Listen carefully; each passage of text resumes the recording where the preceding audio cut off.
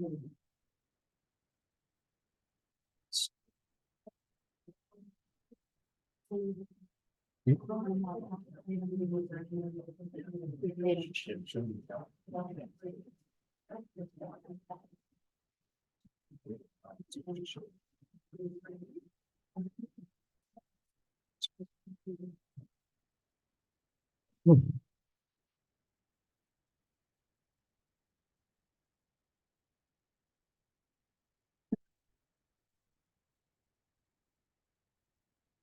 all set?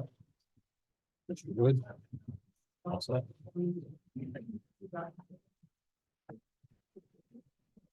Good evening, everyone. Welcome to Greenfield City Council meeting, March 26th.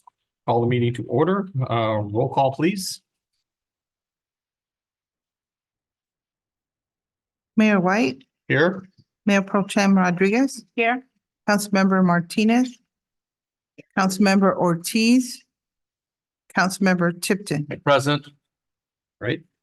Item C, excuse council absences. This is agenda item allows city council to excuse the absence of council members not present at the meeting. All council members are present. This agenda will be skipped, of course. Public comments on this item? Seeing none, I will go to city council comments in action. We'll need a motion. You have a question on it? Yeah, did we get, did Councilmember Ortiz let us know she wouldn't be here? I have not received anything from Councilmember Last Ortiz. time I talked to her, she was on her way down. She left Salinas just before 5 o'clock. So she's probably just stuck in traffic. So then, would we even want to make a motion to excuse her? I mean, you can in the event that she doesn't end up showing up for some reason. But of course, it's up to the discretion of the council. So if she does if you were to excuse her and she shows up, it's kind of has no effect. And if you don't excuse her and she shows up, then she's present. It has no effect either. Yeah, exactly. Well, I'd like to start with Councilmember Martinez because she did notify us last week that she wouldn't be here due to a family thing. So I'd move to excuse her from tonight's meeting. Do you want to make a motion for Yeah. both at the same time or? Yes, well, I'd move, can we do that or do we need to treat them individually? I would recommend doing them separately. So if council members want to vote differently, they can.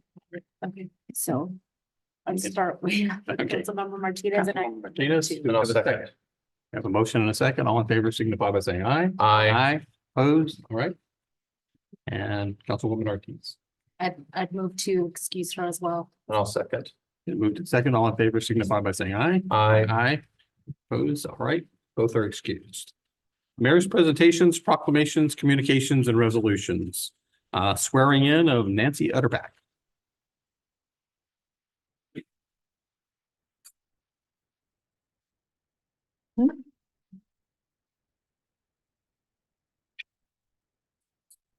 I'm sure this is on. It is on. Okay. Good evening, council, mayor. Thank you for allowing us to put this on the agenda. What I wanted to do was I wanted to introduce you to Nancy Utterback. So as you know, about a month ago, you approved an amendment in the budget to fund an EMS coordinator, and we have hired Nancy, and I wanted to tell you a little bit about her so that you knew what you approved. So Nancy was actually born and raised in the Greenfield area, and her parents were here as well. And I think her grandparents were some of the originals in the area, and they're pillars of the community. So for those longtime Greenfieldians, you probably already know Nancy. In addition to that, she's lived a good portion of her life here and even raised a couple of children, and they went to Greenfield schools. But what we really want you to know about is her EMS background. And EMS, if you're not familiar with that acronym, stands for Emergency Medical Services. And about 80 to 85% of what we do as a fire department involves some type of emergency medical services. So the majority of what we do involves taking care of somebody, whether they're injured at a fire or a car wreck, or we're aiding them for a medical call. So This component of our responsibility is very important. And we do have excellent firefighters and excellent EMTs, but we wanted to up the game a little bit. And that's why we brought Nancy on. And just to give you a little bit of an idea about what she brings with her is Nancy actually became an EMT in 1985. So she's got me beat. And I graduated from high school in 1984. And she started as an EMT with an ambulance service that was out of Mee Memorial Hospital, which no longer exists, but she was there pretty much in the beginning. That same year, she went to paramedic school, graduated in 1986, and then was hired by the company that provided service to Monterey County, which was known as Peninsula Medics at the time. Over the years, it changed hands. Currently, the service provider is AMR, and she ended up eventually working for AMR, and she retired from the ambulance in 2017. So she spent 32 years responding to calls in the Monterey County area, and a fair portion of that has been in the South County area. And if you talk to our guys, they all have Nancy stories, and they're all very positive. In addition to that, she's been heavily involved in EMS training and has been involved in that since 2006. And she's currently remaining in EMS in that component with training. She works at a middle school, a high school, teaching like first responder and EMS skills to young people that are interested in it. And she also teaches some other classes, some EMT classes and other types of certification things. But in total, if you take her EMS response time as well as her teaching time, we're looking at somebody that has 39 years of EMS experience. So that's like in the military, that's almost a double career because they retire at 20 years.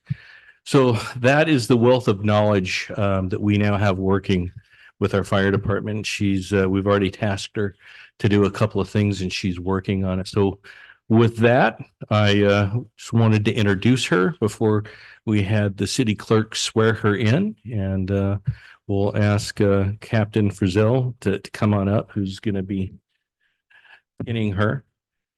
And that's it. Thank you.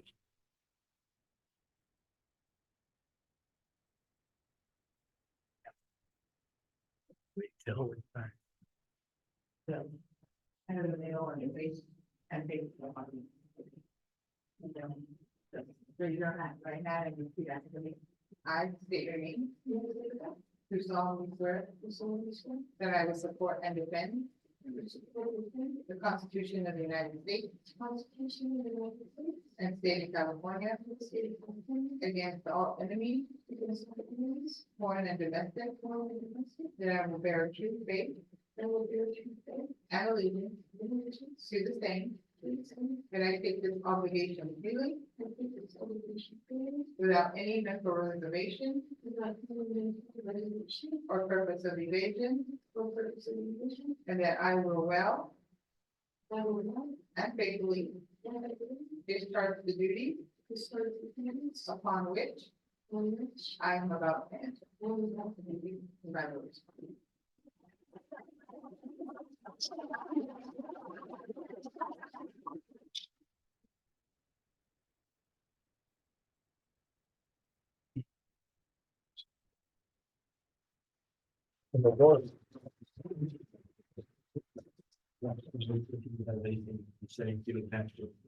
You're welcome to.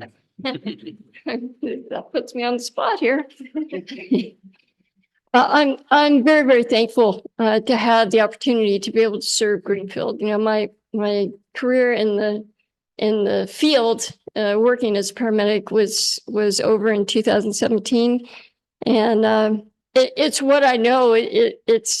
It's the only thing I know to do. It's what I've done since I was a kid.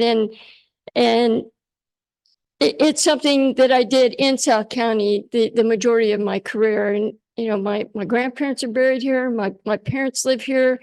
my friends and family are here and my heart is here. And so the opportunity to be able to serve Greenfield and to be able to work with these fantastic people and try to up the game here and provide the people of Greenfield the best EMS service they can get is a great opportunity for me. So thank you. Thank you very much. Nancy? Welcome to Greenfield and thank you for joining our department. Right, item 2D, certificates of recognition for Academic World Quest, Greenfield High School.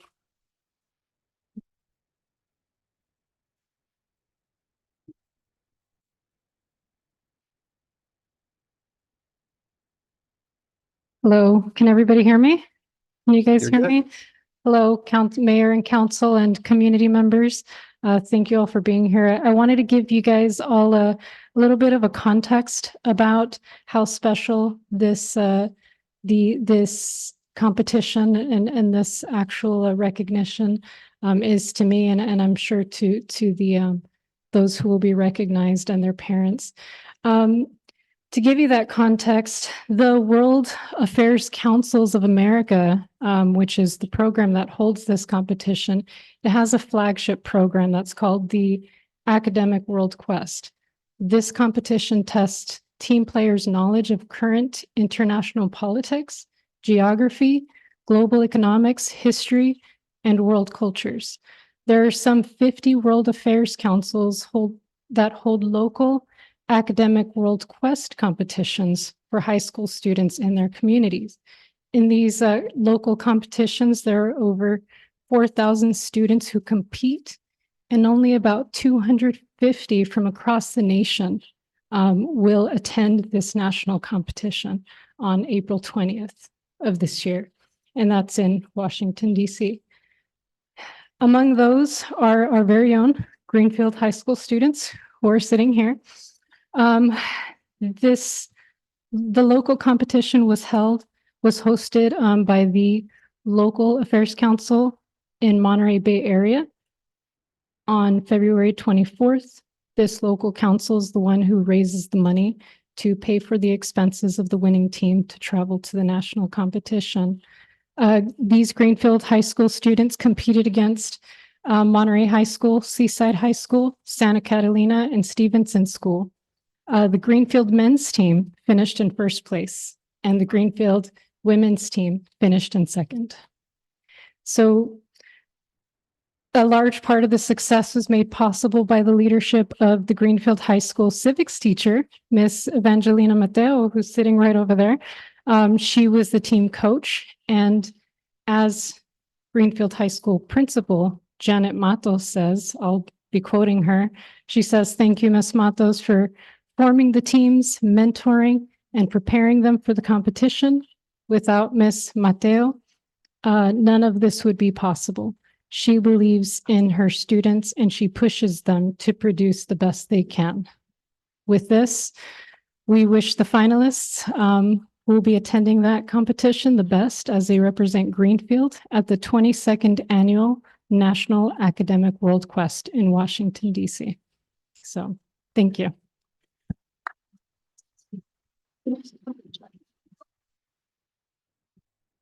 And I hope I got the last names. It's Evangelina Mateo. Principal Matos is the one who made those comments. Sorry about that. Thought I would come down here to present these awards. This is a certificate of recognition is hereby awarded to Evangelina Mateo on behalf of the city of Greenfield with pride and admiration. We recognize the amazing performance by your team at the local Academic World Quest competition. The accomplishment is a testament to your dedication, mentorship, and commitment to the students. Your guidance and support have undoubtedly played a pivotal role in shaping their talents and abilities. Their achievement is a source of pride for the entire Greenfield community. And have a certificate for you.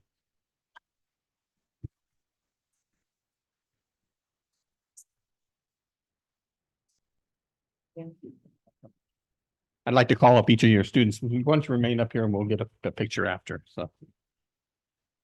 And then the certificates for these students read, on behalf of the city of Greenfield, with pride and admiration, we recognize your amazing performance at the local academic world quest. This accomplishment represents your hard work, dedication, and commitment. The city of Greenfield congratulates you and is proud of your achievement that has led your team to the National Academic World Quest competition. This one is for Abraham Carrillo.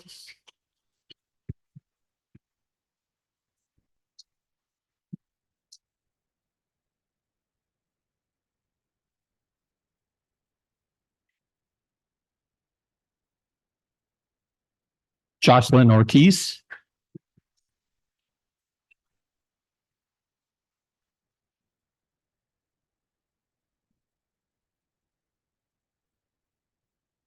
Daniel Morales.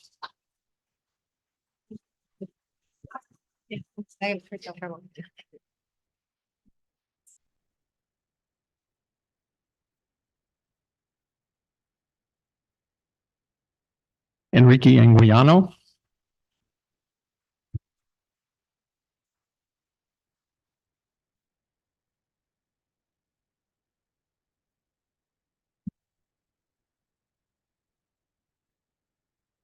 Ari Espinosa.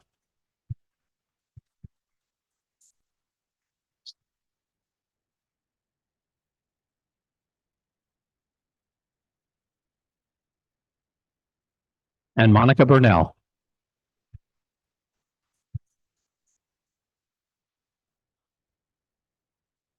Move over here. Move over here and take a picture. Council, you want to come down?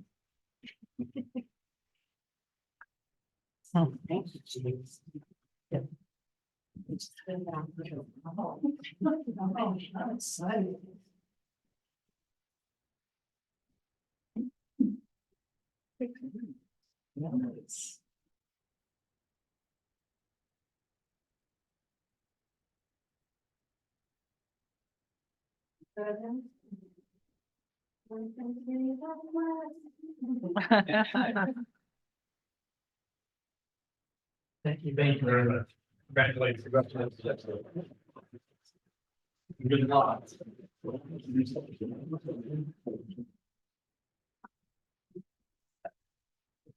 Okay.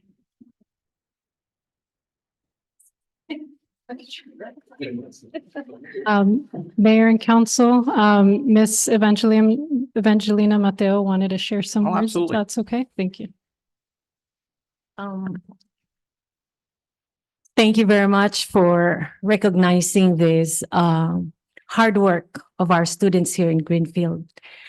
And I'm very proud of them. I didn't do anything as what Ms. Mato said. I just pushed them and stressed them and pressed them.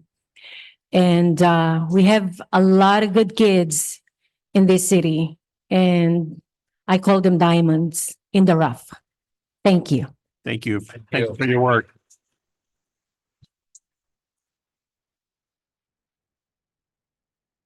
Right. We'll move on to item E, invocation by Pastor Robert Mullen. Is he here tonight? Probably wouldn't come until 6. Let's do a moment of silence then.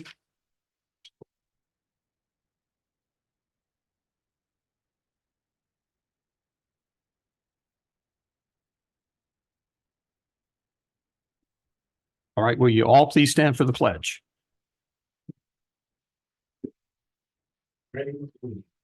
I pledge allegiance to the flag of the United States of America and to the republic for which it stands, one nation, under God, indivisible, with liberty and justice for all.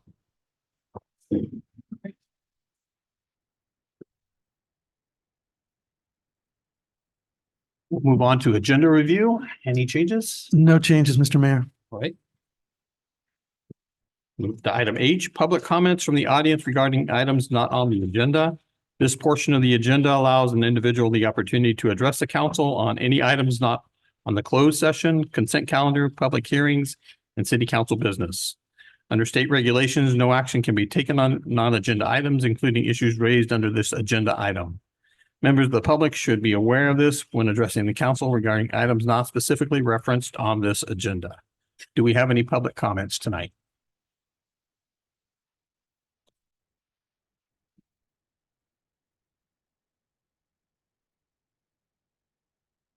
I'm seeing none. And no hands raised. All right. Let's move on to the consent calendar. All matters. Don't we have comments from city council first? What's that? We have comments from city council first. Do we? I missed it at the bottom of the page. All right, comments from city council. Thank you, Drew. No worries. I only have a few tonight. First is I'm glad to see the lights being put up in the parks. Wondering if we have a complete schedule for when those are going to be deployed throughout all the parks. No, we do not yet. We just have this is the first round. That's what we Right. wanted to do. But we will, if everybody likes them, we'll move forward with the. I've gotten nothing but positive comments about them so far, so Super. good to see it. Put them up. We'll put something forth. There you go. The second item is somewhat related. The park at Third and Apple, was wondering if it had an update on the tennis court. Because I've had a couple of requests for it. As I've actually mentioned it at one of the last meetings, is the surface is gouged, there's no net. Things like that, so if we could get an update on what's going on with that.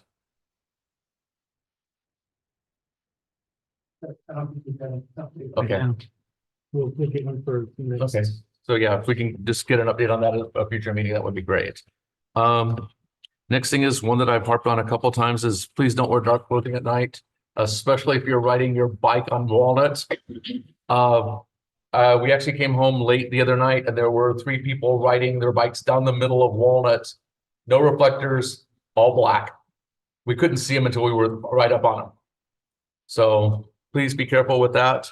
By the same token, please observe speed limits and stop signs. They're not optional. Especially the stop signs on the Walnut overcrossing and especially the stop signs in the subdivisions. I've seen a lot of people here lately that are just treating stop signs as they're not there. So please don't do that.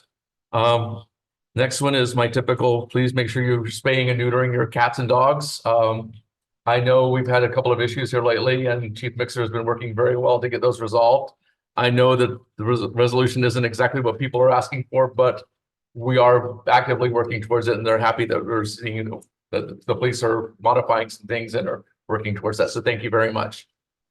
Going back to the bikes real quick, bikes should ride like cars. If you remember, if you're older like I am, you remember when they used to teach you to ride bikes against the flow of traffic?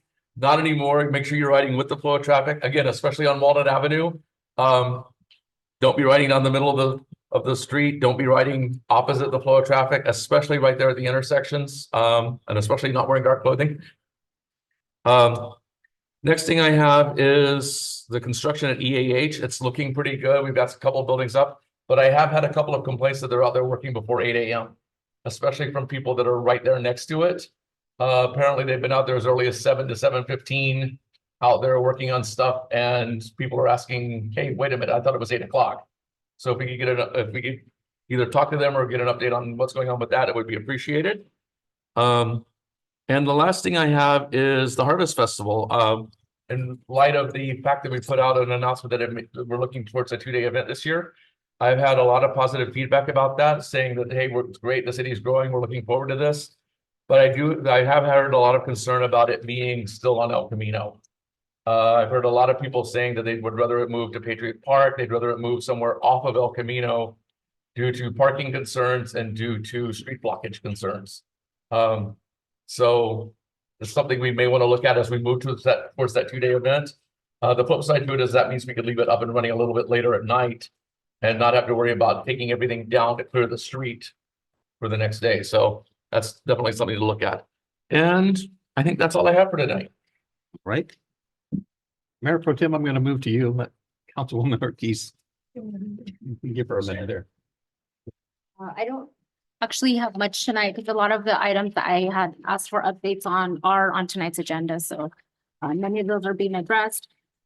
I do want to put a PSA out there to any parents of students that are college bound and students who are college bound. If you haven't heard yet, the financial aid process is very cumbersome this year. There are a lot of changes and it has been very challenging. So the deadline has actually been extended out now to May 2nd, which is a full 2 months after the usual deadline is. And that's because they haven't been able to actually correct all of the issues that are happening with the platform itself. So they just have to accommodate students. So for all our graduating Greenfield High School seniors, please make sure that you work on those FAFSA applications or the CADE application, because you might find that it's going to be a little bit more difficult than you thought it would be. But please reach out to all the resources in the community to get help with those.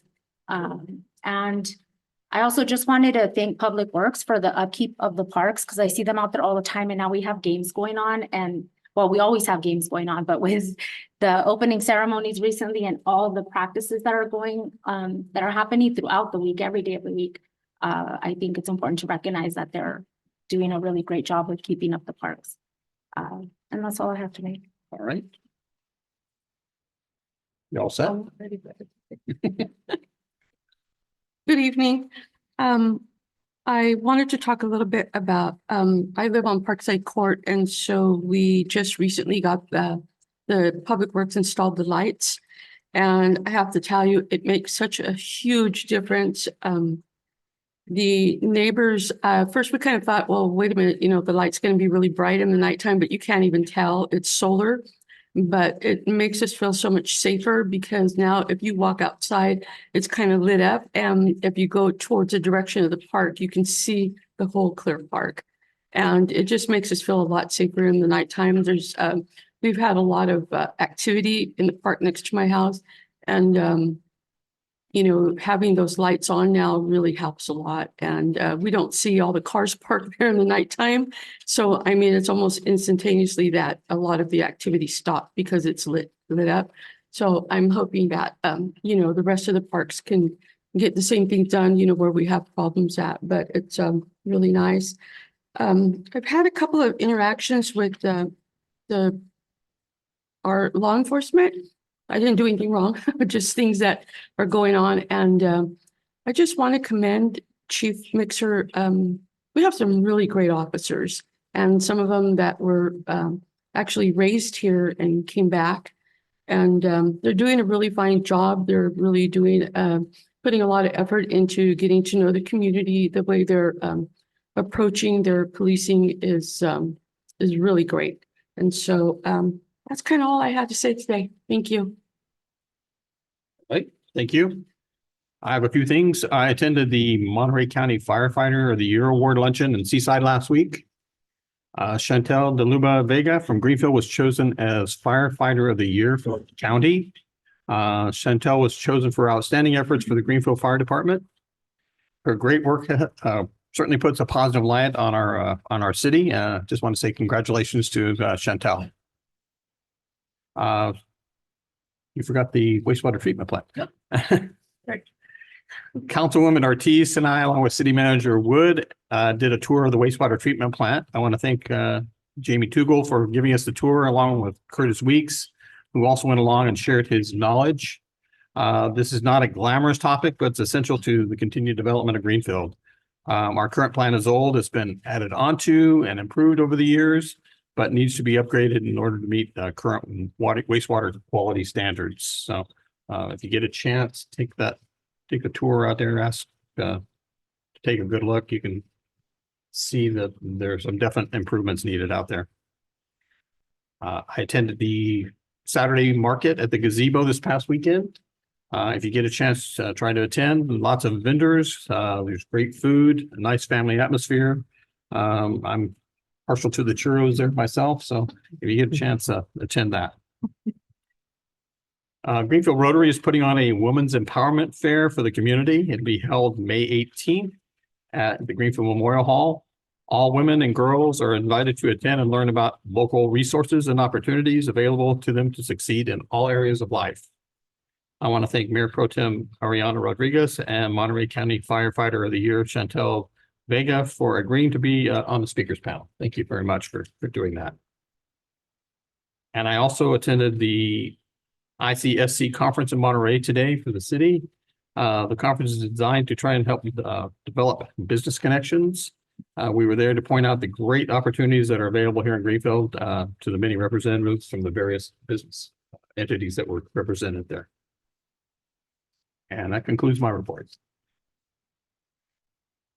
All right, now we'll move to the consent agenda. All matters listed under the consent calendar are considered routine and may be approved by one action of the city council unless a request for removal for discussion or explanation is received prior to the time council votes on the motion to adopt. And I will open for public comments on the consent calendar.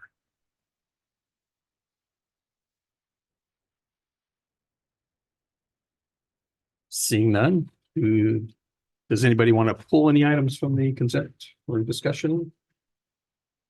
If not, I'll entertain a motion to approve. So moved. Second. Been moved and seconded. All in favor signify by saying aye. Aye. Opposed? Motion passes. Item K, mayor's presentations, proclamations, and communications and resolutions. Presentation of domestic violence presentation, please.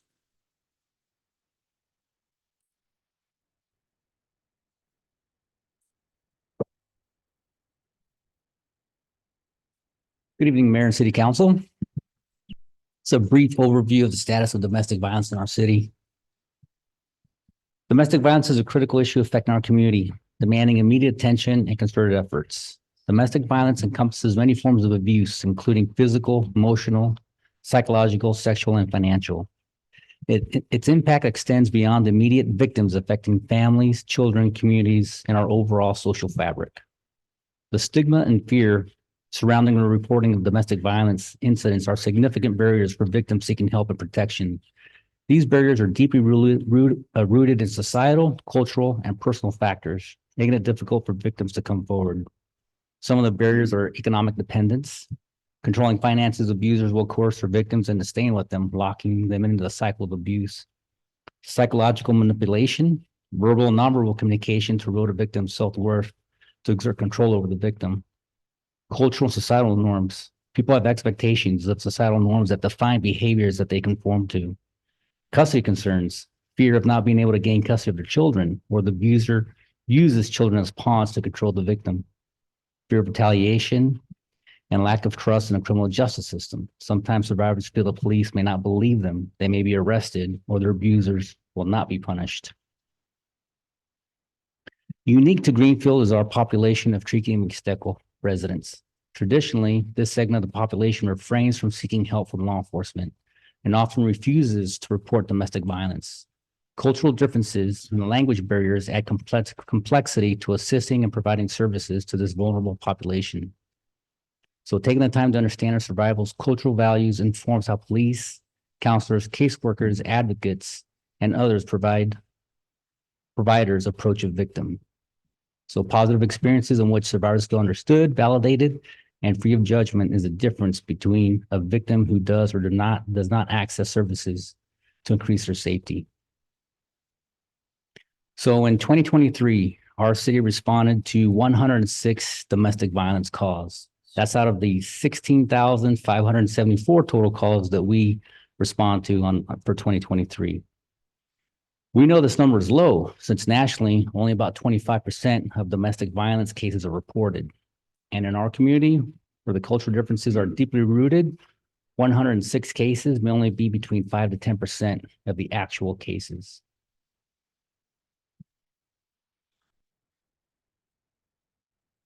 In 83 of the 106 calls resulted in arrest, which means that there was an actual crime, wasn't just mutual combat, and it was significant enough for a perpetrator to be arrested.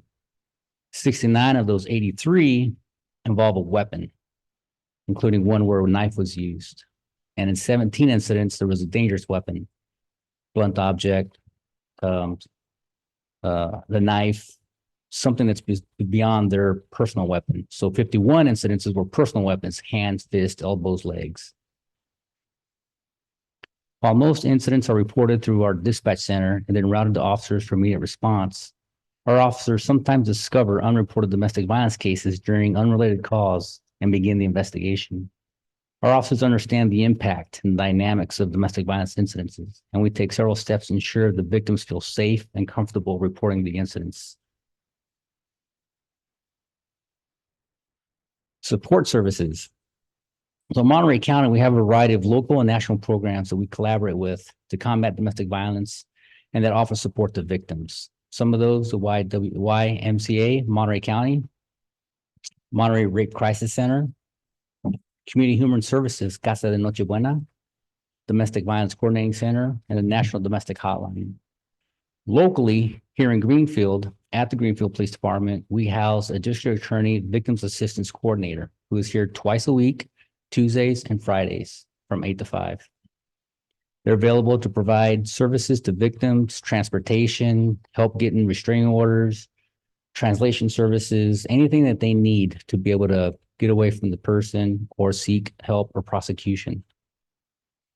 Here at the police station, we also house 2 Monterey County behavioral health psychological social workers who are part of the mobile crisis team.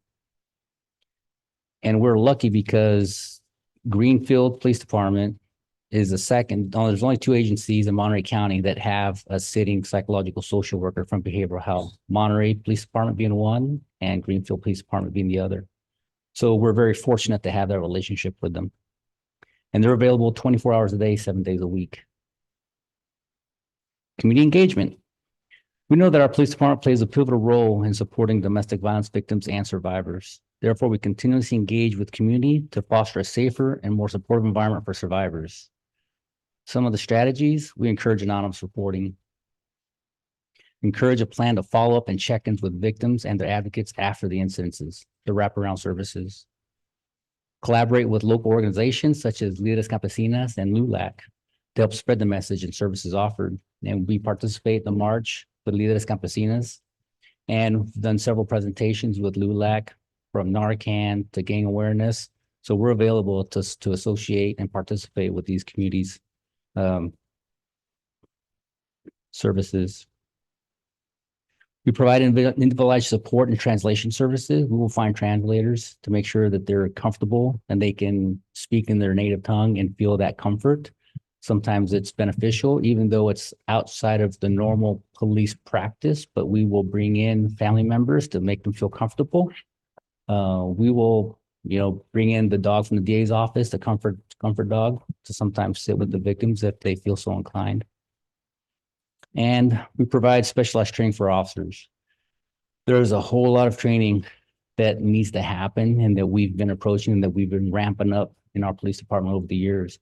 Domestic violence, de-escalation. These aren't just like key words, but they're so important in how we provide services to the victims and try and create this community and not fear, so that people can come to us and not fear for retaliation or that we're going to arrest them. So in conclusion, combating domestic violence requires a multifaceted approach that involves collaboration between law enforcement, established support programs, community organizations, and residents.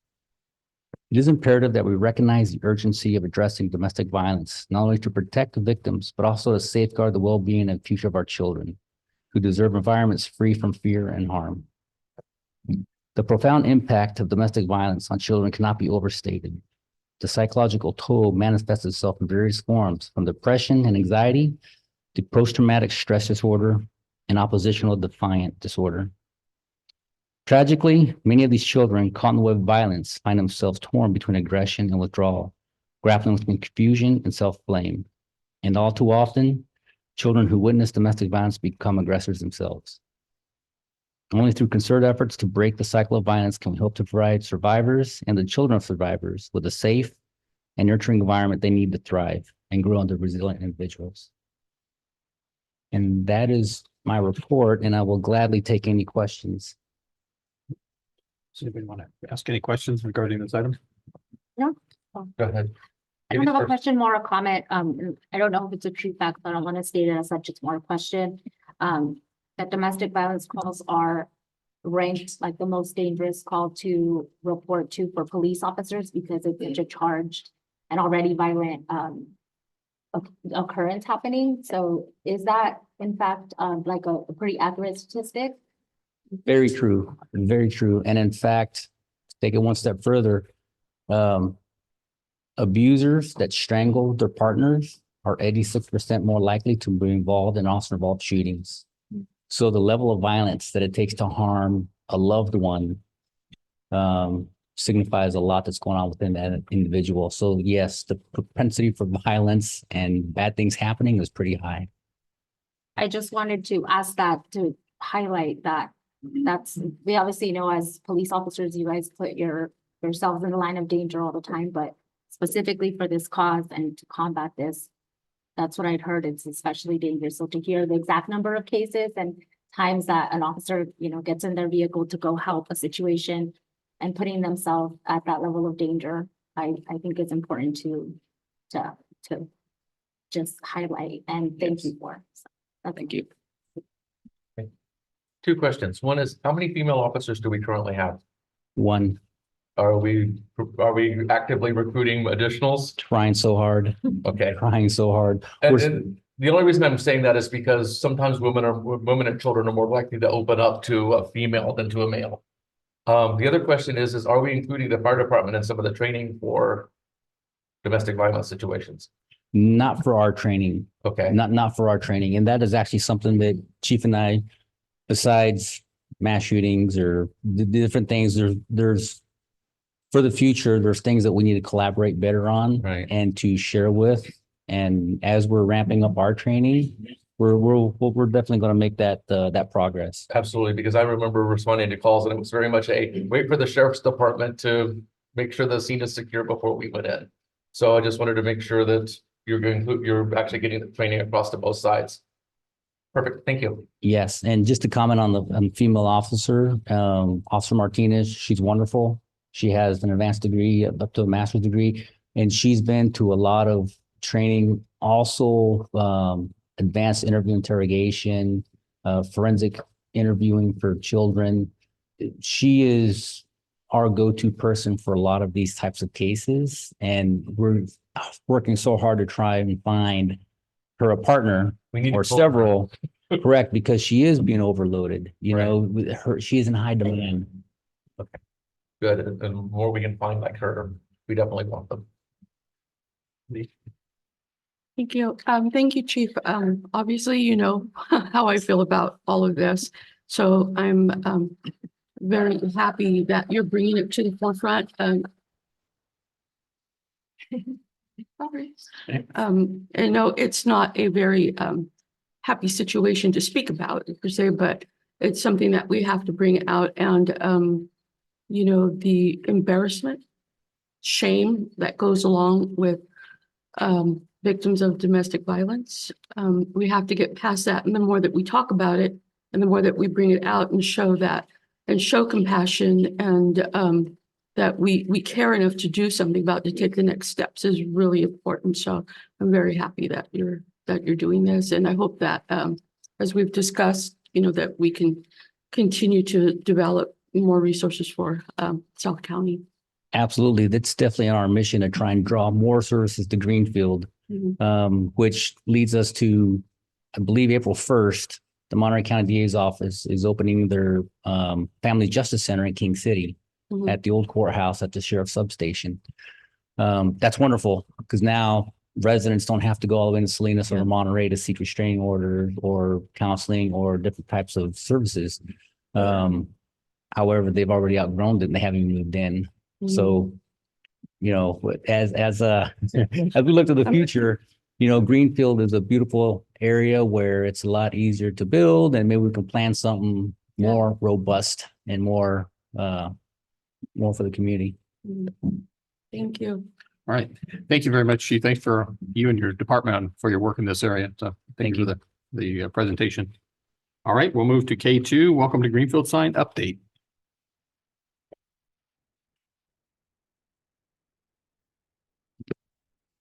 Good evening, Mayor and Council.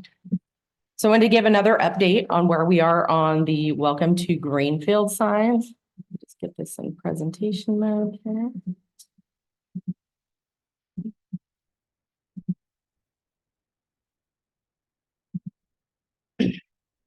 So again, we have the standard cover sheet, which shows what the sign will be looking like. This is a model taken off of the original sign. So currently you can see that there is the specialized boards, the faux wood being installed onto the signs themselves. And that is off-site in the sign shop. And also you can see this is not a very exciting picture, but it is a giant rebar cage for the foundation of the sign. And you'll see in my next slide with the timeline, why this is happening, why it's being built off-site. So as you can see, sorry, my computer just moved over here. I don't know what happened here. I apologize. Computer went blank and then back to where we were. So on-site construction of the foundation was delayed, as I mentioned at the last council meeting, due to stormy weather and subsequent saturated soils. So the contractor decided to just construct the rebar cage for the foundation off-site, so they wouldn't be losing time. And the plan is actually to commence excavation on the northbound sign for the foundation starting tomorrow. So there will be activity on the northbound sign side. So that's south of Greenfield. The specialized lumber that was to arrive just under 2 weeks ago actually was delayed due to the winter storms across the nation, and it didn't arrive to the sign shop until last week. We did receive the deferred submittal of the solar light system that was submitted yesterday, and we're going to be giving that tomorrow morning to the city and the county, as it was a delayed submittal for the building permits. And the installation of signs onto the foundations is scheduled for the end of April. We're still on track, weather dependent, of course. The northbound sign will likely be completed prior to the southbound sign in its totality, as the contractor needs to access the southbound sign location through a retention basin. And so that's where all of our stormwater goes. So it's really impacted and saturated. So we're focusing on getting done on the northbound side instead of working concurrently. So that is my update on the signs. Are there any questions? I don't think so. All right, thank you. Update on the ADA play equipment. Let me switch screens here.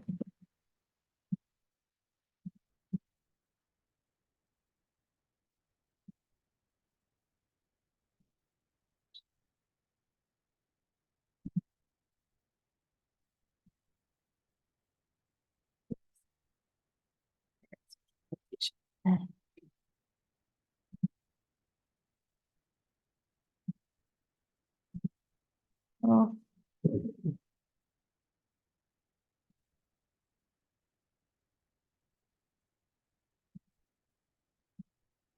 Okay, so I know there's been a lot of inquiry about replacing the ADA swing that was in the past at Patriot Park. And I know that there's been information that Public Works has put out there that it's not just as simple as placing the swing back. The area has to be ADA compliant. So we did come up with basically just something to show council and the public of what has to be done in order to make that ADA compliant. So this first area here, it's just kind of an overall area of assessment and work that would need to be done. As you can see, there's some numbers 1, 2, 3, and 4. 1 is from the parking lot. There's an ADA stall there. 2 is the sidewalk that leads up to the park. And then 3, there's a transition into the park. And 4 is where the swing set is. You'll see a gray area there, looks kind of oblong. That is actually not there anymore. It was the previous surface that was accessing the ADA swing, and we had to remove it in these last 6 months because it was very dilapidated, potholed. It was not safe, and it was not compliant, and it was not able to be patched in a fashion that would be conducive to being ADA compliant.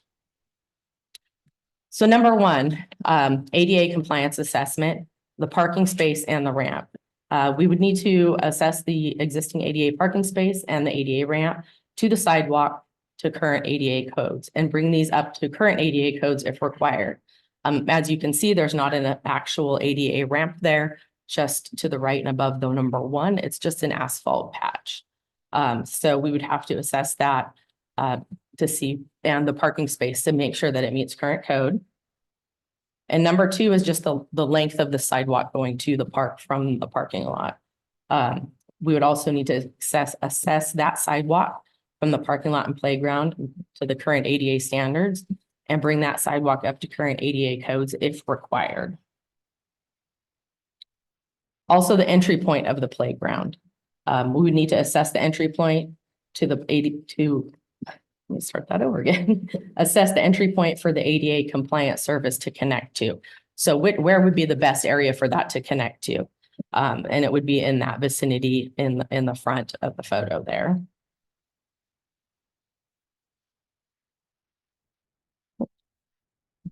And then we would need to determine the ADA path from the sidewalk to the swing area, calculate the square footage and the depth, and then choose an ADA compliant surface, preferably rubberized, that would be very long lasting. So currently, it is not budgeted. Did put in the budget request for next fiscal year, an $80,000 project just for this ADA compliant area at the park. We have included that in the budget request, and 80,000 is actually a very conservative number since we haven't been able to do that study yet to see what's actually needed to be compliant. Questions? Comments? Questions or comments? Yes, I have a question. So are these areas like the parking spaces not regularly being assessed to confirm that they are up to code, up to ADA code at all times? So no, the ADA code changes so often until you do an improvement that encompasses that, you typically don't have to do an upgrade, or unless you're coming in for, say it's a building and you're doing tenant improvement upgrades that would require you to make sure you're ADA compliant. Even corner ADA ramps, the regulations and the designs change every few years. So they're always evolving, and we wouldn't be able to keep up with that on a regular basis. So my next question is just at the time that the decision was made to remove that, or that it was called to the city's attention that that area needed to just be removed because it couldn't be patched. Where did the decision come from, I guess, to just change it and just not deal with it and, you know, replace it with what was there and put in a different swing that wouldn't serve our ADA community? So what we did, it was, I'll call it an interim solution. We were replacing a lot of the park equipment throughout the city, as well as all of the wood chips. It was brought to my attention that that surface was just deteriorated and tattered, and we would have had to have ripped it out, budgeted for it, put a whole new system in for that, but we had already sent that out for wood chips. So that then it was decided that, you know what, we're going to do this the right way. We can make it compliant and be correct. We didn't want to be out of compliance with ADA, that put us in a lot of risk. But then there was no action to put it in correctly, right? Until Right. now. And I mentioned that it would be put into the next fiscal year budget. Yes. Yeah. So I guess I would just like to ask that we prioritize it. I know that there's significant money, or at least the presentation implies it would take significant funds. But I don't feel it's correct for us to make a decision that, well, we just don't need to provide that service or that access to, you know, a certain population at any given time because it's cheaper if we don't, or, you know, I don't think that, I think we can make better choices moving forward for our ADA population. And so I would just ask that we continue to have this conversation about funding this, and because really the goal should be not just one park, but some accessible equipment at all parks. So that's all I have. Okay. Has the assessment been done already, or are we in process? We're in process. We have some information, and now that we've done upgrades to the equipment and the wood chips, we have to continue to build on that. This is the first I've heard of a desire to put something that's ADA compliant at every park. I know that there was about 6 years ago, some of these were made ADA compliant at that time, which meant a sidewalk that went from the public sidewalk towards the park play area. And then there was just a ramp down into the wood chips and then some soft pads like at the end of slides and things like that. You go today, that is actually not ADA compliant and for an inclusive swing or other park equipment. So that would all have to be assessed again. Right. Yeah, I had one more question. Your slide where you showed the numbers, I understand, the one is number one there with in the parking lot is not compliant. But like 2 and 3, the approach there, isn't that probably, that's just slabs of concrete there. I mean, that should be. That is slabs of concrete. It's not completely flat. There's some uplifted. There's a slope. I didn't measure the slope. I did it early in the morning on my way in one day. And so those things just have to be verified, but they have to be verified all the way from the asphalt in the parking lot, all the way to where the entry point to the park would be. Okay. I thought our plan was that eventually we were gonna put that rubber in the bottom. And wouldn't that make it easier for? Yeah, so that would be in our very long-term away, since we just did wood chips. That would be in another master plan. For, in the next 10 years. And that would be all the parks eventually would have the Mhm. rubber in it instead of the wood chips. Yes. Right, okay.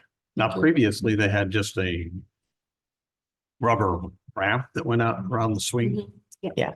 Is that not compliant now, or is that, Yeah, that's what we tore out. okay, Yeah.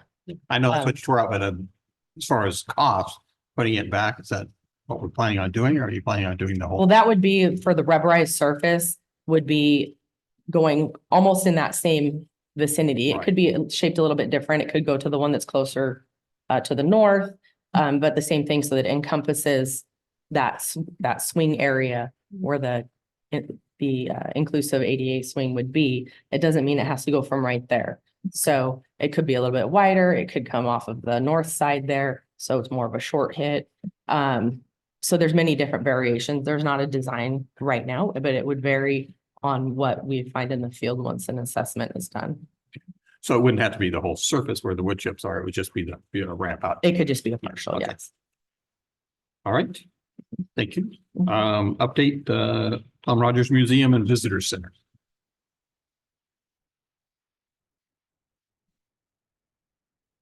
I'm gonna get another presentation up here for, Would you mind running it for me? oh, sure. Since it's on her laptop. I've asked Jamie if she wouldn't mind flipping the slides. So these projects are often like putting together a puzzle, especially facilities projects. You lay out the pieces, right? And you find the edge pieces first and make it work, and you follow the process. So here's an update on the Tom Rogers Visitor Center project, and I'll have an opportunity to explain some of the pieces of the puzzle that we found and put together, and now we're working on finalizing everything. One of the things that we learned in this cooperative project, meaning it's various departments working together, and we have a lot of gratitude for community development and the building department, working in cooperation with the Public Works. This is a CIP facilities project. One of the things we learned is that we'll need to get used to calling this the Tom Rogers Visitor Center, not the Tom Rogers Museum. It turns out that buildings are built to certain occupancy standards. And the building which has been donated is a commercial building and not a public assembly building. And to call it a museum would require significant changes to the structure and to the fire protection and other elements. I think that's just a minor semantic change, but it's something that we'll want to get used to. It doesn't mean we can't put items for display in there. And it doesn't mean the public can't come and view those there, but it is a visitor center. So part of the pieces of the puzzle are the building. And here's some photographs. This is the building as it sits in UC Santa Cruz's storage area. And it's a new building. It comes as a kit. It was going to be used as the office for the architect for the campus. And won't go into the whole history of it, but was basically acquired by a local district and donated to the city. There's a few of the rooms there. Couple of busy pictures with some stuff inside the building that ends up being part of the kit that was received. Access stairs, ramps, and the foundation. One of the things that we learned in piecing the puzzle together and is that we can't follow the same standards that the state follows. They have their own, they can do their own thing on their property. And so we're going to need to put a permanent foundation in, and using the kit foundation isn't going to work. So that's the main thing that's changed. But here's a site plan that shows the overall vision for this building, phases 1 and 2. Next slide. Phase 1 is the foundation design, which has been completed. It needs to be built, and then the building set, and the building will be set with a crane. So those are this one slide represents kind of what's changed since council last received an update. And as you can imagine, it's there's some costs associated with it, with the scope change, which we'll outline later.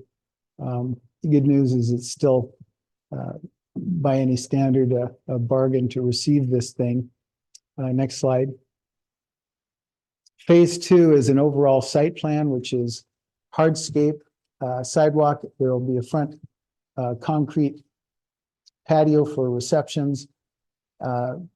One of the visions that they have for the architect has for phase 2 is to show us some options for modifying and enhancing the building, both the interior and the exterior.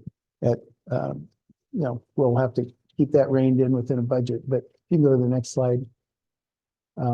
This is the elevation concepts for phase 2 with some of the simplest measures that could be taken. And the lower, or the slides, the component elevations to the left side, you can see the pergola area for a reception deck in front of this.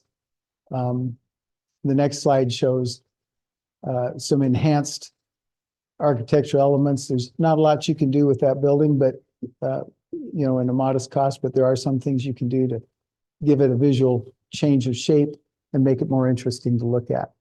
Next slide. There's some interior concepts as to how we might arrange it. The bottom outline of the floor plan is kind of a minimal change to the existing layout. These are not structural walls. They can be moved around. We're adding a door on the side where the deck is, which is towards the bottom. The concept on the top there moves makes the serving area and it enhances the size of the great room more or less. We still have a bathroom, public bathroom, but we open it up a little bit more so that people can mill around and talk, look at things, perhaps even have a conference table in there if need be. I mean, there's a lot of things that can be done. Phase 1 design is complete, and we're really ready to go with building the foundation. Phase 2, it's in the concept plan. So the completed milestones to date, we've done the building inspection and inventory. It's never been used, but it's been sitting out there for some years on campus, and there's some minor water damage, but it is minor and shouldn't be a problem. There's spare parts, trim parts, as well as ceiling tiles, because there was a couple of ceiling tiles that were damaged. And so we've got the replacement parts for most of that. We set an initial budget, council action, and project initiation. We initiated phase 1 design. We bid and awarded a grading contract. We started quickly on that, so we get a contractor on board as we were doing the design. We finalized the phase 1 design, and we've done coordination of the receipt of the building. The special district is paying for the move of the building to the city. And it'll be our responsibility to bring it to the site We're going to put it temporarily in the corporate yard, bring it to the site when the foundation is ready and set it with a crane. That's a little bit different. If we could use the foundation it came with, it could have been delivered by the truck that hauled it initially. We wouldn't have needed a crane. So I've put an asterisk by that line, hire architect to design permanent foundation. That's, like I said, that's the thing that's changed that we want to make you aware of. We do have a building permit to install the building. I don't know if you've had a chance to meet Rafael Cornejo. He's the current building official. He's very helpful and extremely knowledgeable and experienced, and has been very helpful in this process. So we're here to go over the scope and budget with you, and then we'll return, hopefully at the next council meeting, and bring three options, and those would be to request a supplemental appropriation recommendations. We'll go over the numbers with you here on the next slide. Or a reduced scope if we want to do that, or suspend the project and place it on hold. And that's always one of the options, right? The do nothing option. So when we came to you initially, there is an initial appropriation. The description of the work is down the left-hand column, initial appropriation numbers that were in the table that you saw last time we were here. The second column. The third column is what's changed. And I've highlighted that in blue to make it real simple to see. And it all is numbers that have that represent the permanent foundation and the crane to set and assemble the building, which is a change. And then I put a recommended increase in the budget down at the bottom for just if we run into issues that need to be mitigated that we couldn't have foreseen. So we've increased basically the number that we would have available for the contractor. So what we're looking at is an increase of about $130,000. That's mostly the foundation and the crane. And then some recommended additional monies for extra unexpected costs during construction. To see what this all means, I put a little box over there underneath the project update words there. For placing a building only, a cost comparison, which is our phase one. If we were to stick build that commercial building, and we looked at this some years ago, I was just noticing that this month is my 10-year anniversary as city engineer with the city, and started out looking at Tom Rogers and options there with Paul Mugen and back when we used to have a redevelopment fund budget. But the cost to stick build a commercial building per square foot is between $400 and $500. What we're looking at this building with the permanent foundation with the changes is between $134 and $150 per square foot. So we'll never get an opportunity like this again, likely at this cost. Next slide. So scheduled target milestones, assuming that the supplemental budget is approved. From the time of that approval, it'll take about 3 weeks to construct a permanent foundation. That includes curing time of the concrete so we can set that heavy building on top of the stem walls. Setting the building with the crane and then zipping it up and assembling it, that's a week. Actual crane time is 2 days.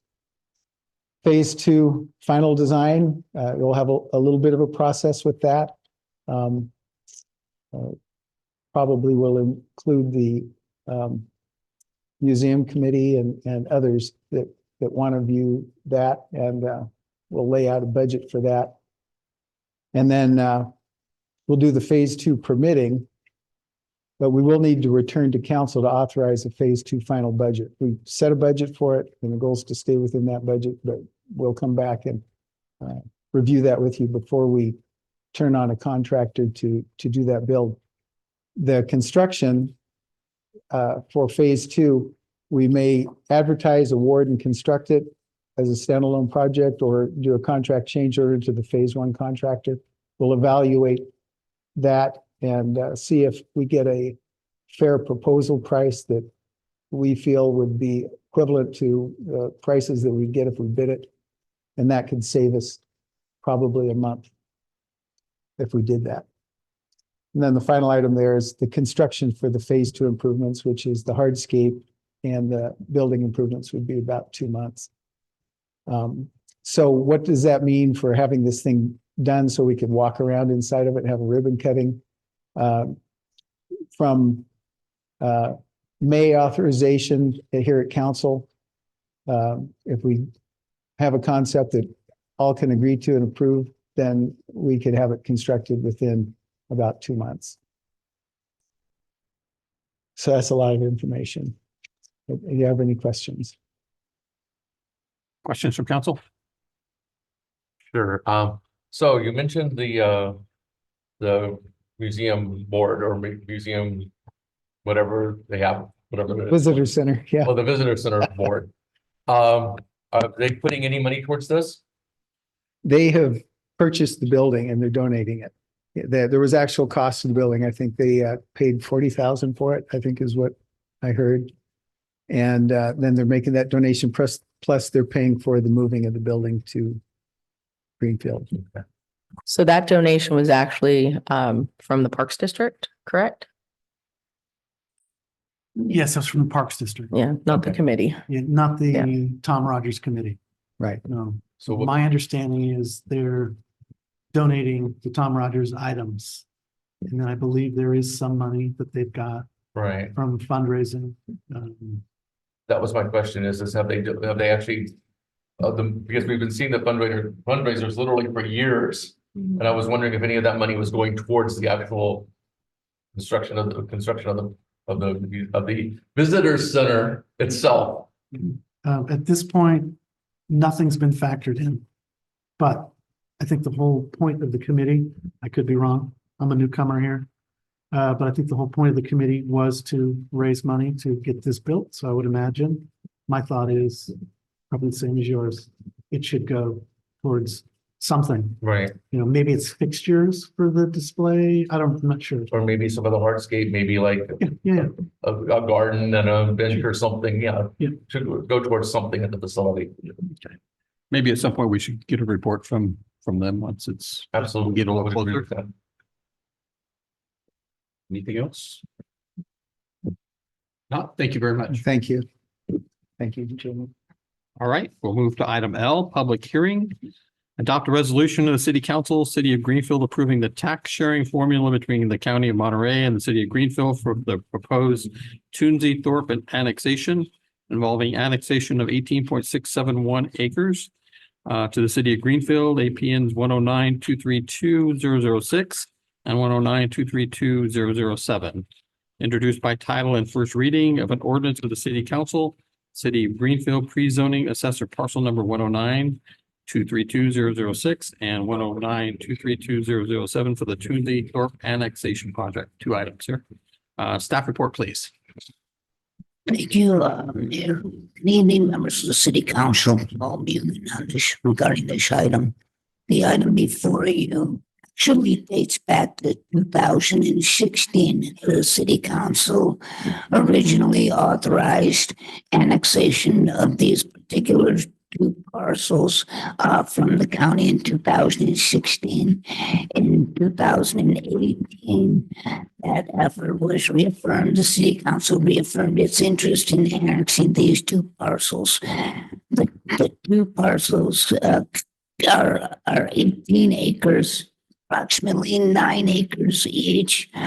One currently holds the Arroyo Seca Academy, the intersection of Apple Avenue and 12. These are the 2 abutting parcels immediately north of Apple and west of 12th. I think everybody is familiar with it also because the second parcel in the Thorpe property is the current site for the future communities center for the city, which is subject of a recent state grant that we recently received and have closed escrow on that parcel.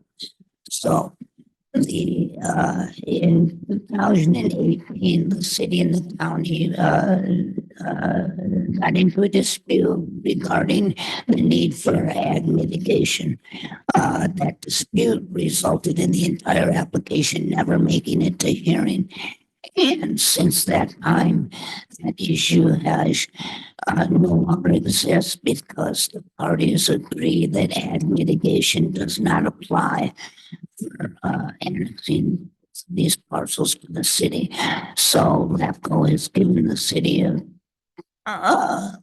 considered green light to move forward with the annexation application, an activity that really was began in 2016, 2018 timeframe.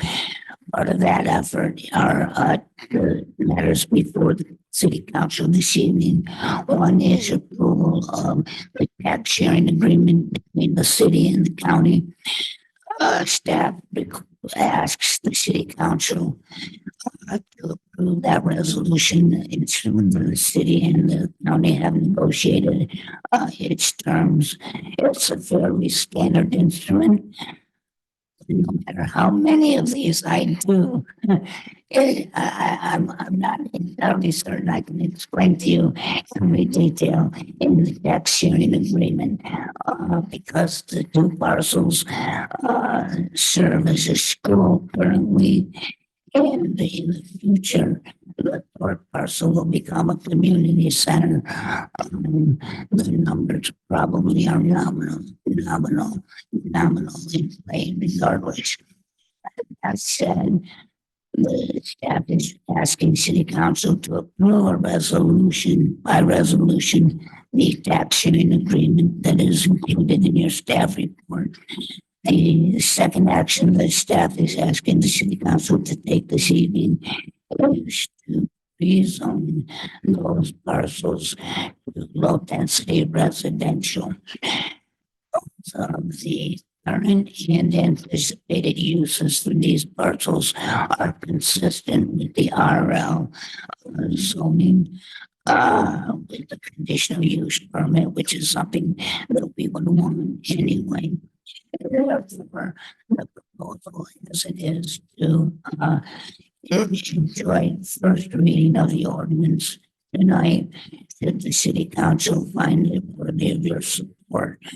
And I represent the first reading. Should you approve the draft ordinance, and staff will return to the city council for a second reading.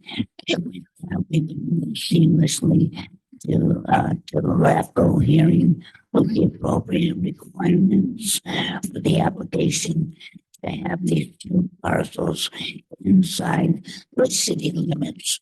Finally, and I think that it would be a big relief to those who thought it would be annexed to the city.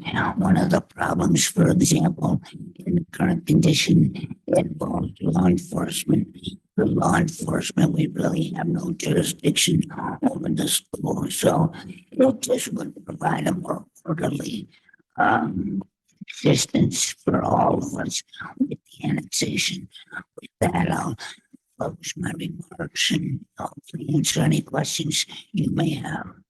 All right, I will go ahead and open the public hearing on this item. Public hearing is open. Does anybody want to make any comments on this item? Seeing none, I will go ahead and close the public hearing and bring it back to city council comments, review and action. Questions? That's Pretty straightforward. right. So I would just ask Mayor White that when you do choose to approve these two items, that you do them separately and that you use the recommended motions on page 44 because you are introducing the ordinance. I'll entertain the first motion. This. Yeah. Okay, I was just gonna read that. Move to adopt resolution 2024-25, first reading of an ordinance. Or if you would just read. Oh, so that was the second motion. So, and you can do that one first, but if you would read the whole thing. I have it on paper too, if anyone would like to borrow it. Yes, 2025, she said is the second, so then I can read them out of order then. Yeah, you can read them in any order. So I move to adopt resolution number 2024-25, a resolution of the City Council of the City of Greenfield approving the tax sharing formula between the County of Monterey and the City of Greenfield for the proposed Tunzi Thorpe annexation involving annexation of 18.67 acres to the City of Greenfield. Second. Moved in second, all in favor signify by saying aye. Aye. Aye. Opposed, motion passes. I move to introduce and first reading of ordinance number is blank, I'll be the next. 2024-26. Actually, not necessarily, because that's a resolution number. Let me see if the ordinance. Yeah, we don't have a number, so. Let's just skip the number. So I move to introduce and first reading of, and then skip over to and ordinance. Okay. I move to introduce and first reading of ordinance of the City Council, the City of Greenfield, pre-zoning the Tunzi Thorpe annexation area to single-family residential. And I'll second that one as well. Been moved in second, all in favor signify by saying aye. Aye. Opposed, motion passes. All right. We'll move to L2. I need to recuse myself from this item. I have some property in that area. Turn over to Mayor Pro Tem.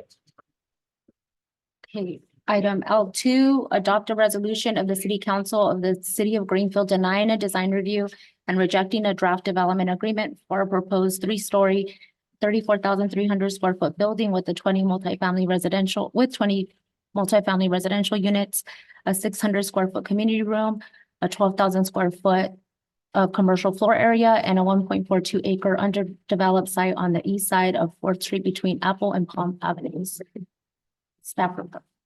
Thank you, Mayor Pro Tem, members of the City Council, Brent Slama, consulting planner for the city. Glad to be with you this evening.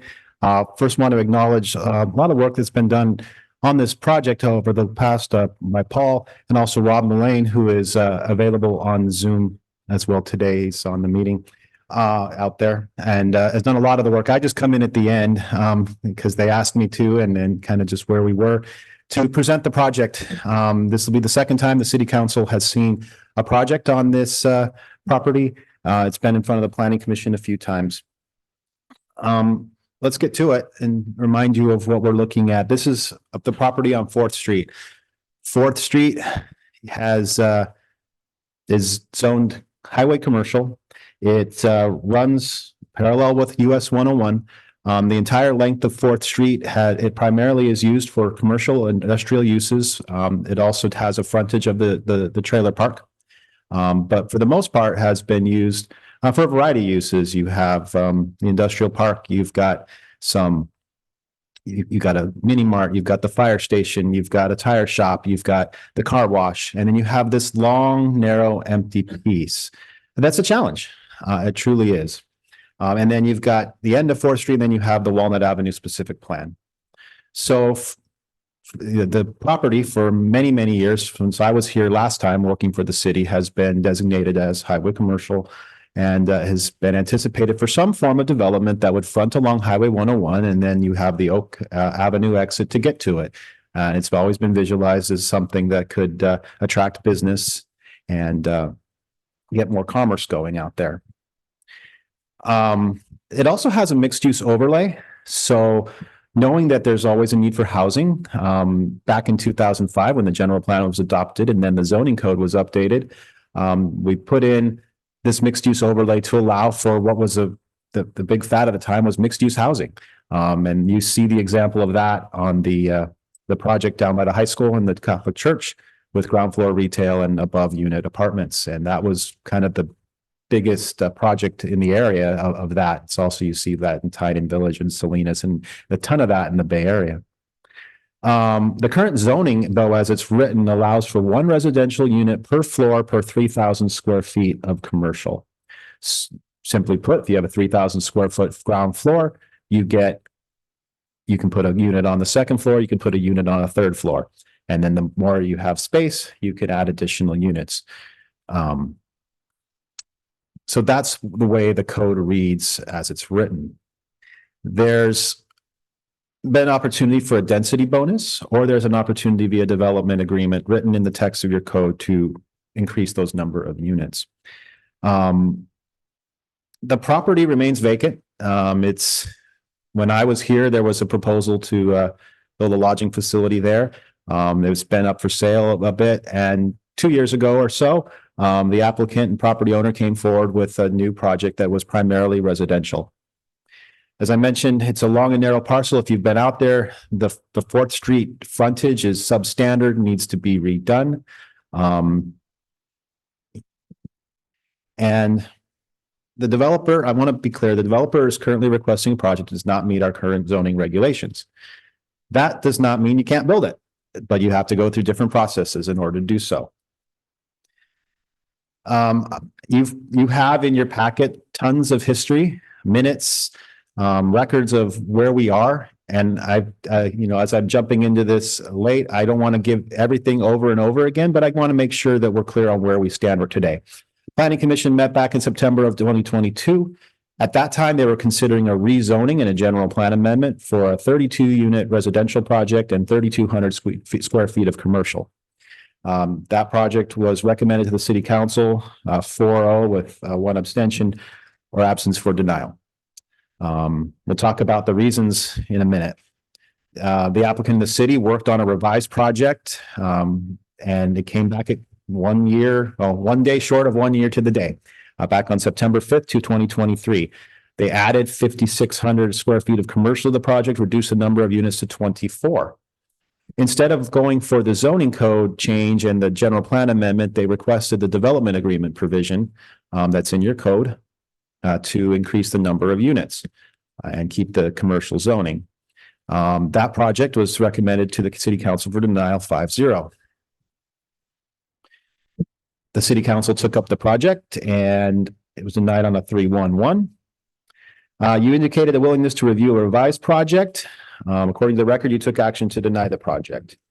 This is coming back with the revised project for you to look at. This project is a 3-story. It's 12,000 square feet of commercial and 20 residential units. Under the present zoning, which would permits 1 unit per floor per 3,000 square feet on a 3-story building, you would be able to have 8 units. They're requesting 20. The commercial square footage is fine under the existing zoning. There are no uses anticipated or given at the current time. It would be speculative commercial uses. You can approve that as general retail, and then if there's permitted uses, they can come in, or if they require use permits, they would come at a future date to the space, go to the Planning Commission for a conditional use permit. So this just goes over the project comparison over time in terms of the footprint of the building has not grown. In fact, it has shrunk on this addition. I think they removed some 3rd-story element. The number of parking spaces has remained the same. The number of residential units from the 32 has gone down to 20, and the commercial floor area has increased from 3,200 to 12,000. So the site plan that you've probably seen before, it's pretty similar. The building runs along the 4th Street frontage.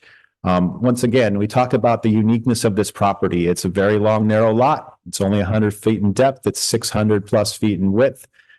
So you have to come up with some sort of creative design. And it lends itself to what you see here. This is a long box, a 3-story structure and with parking in between. And then that backs up to the existing housing development, pepper and eucalyptus out there between Palm and Apple. This shows a floor plan from the standard apartment, the 3-bedroom unit. One of the concerns that were expressed before was that there were 3-bedroom, 1 bath. The developer decided to add a bath, and they also added stacked washer dryer units. That was another concern that was presented in the past. So they are including those amenities in the units. This is a townhouse. So the third story, so basically you will have residential on the second and third. You also have accessible units on the first floor.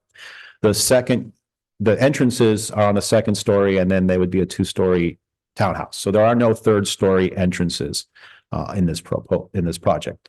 So either the first story or the second story. As such, there's no elevator proposed in this three-story building because there's no need to get up to the third story for an entrance. This is the elevation, 36 feet at the top. As I mentioned, three-story structure in the middle, two-story structure out on the end, 12,000 square feet of commercial, 82 parking spaces proposed. This is a color rendering here of what that looks like. And as I mentioned, you've seen related, and you saw this last year, the building footprint, as I mentioned, has gotten a little smaller, but where the building sits, the parking layout, everything looks pretty much the same as you and the Planning Commission have seen before.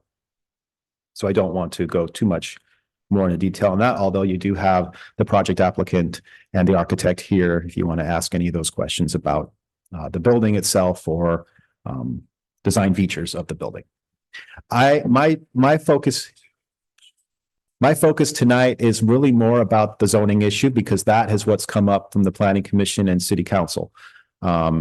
Is in the past, you have not been willing to consider a large residential project on a commercial lot. And this is the primary issue. Before we get to the building itself and approval of the building and consideration of the building, we need to address the issue of where we are at with the zoning. The applicant has come twice. They're come a third time with a more reduced unit at the end of the day.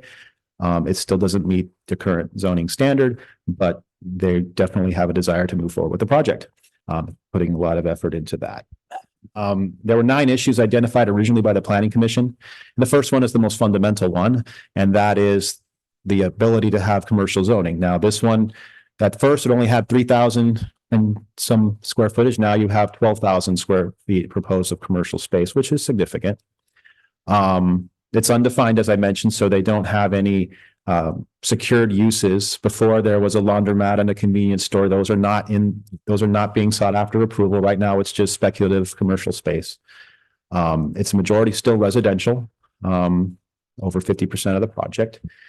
And as I mentioned before, 4th Street has been historically a commercial industrial corridor, but the goal has always been to have something that faces the freeway, so you have that freeway exposure available for potential business owner. So that is one of the issues that still has not been resolved to this time, or has not, the council or commission have not shown any willingness in the past to change it. Number 2, 4th Street right-of-way.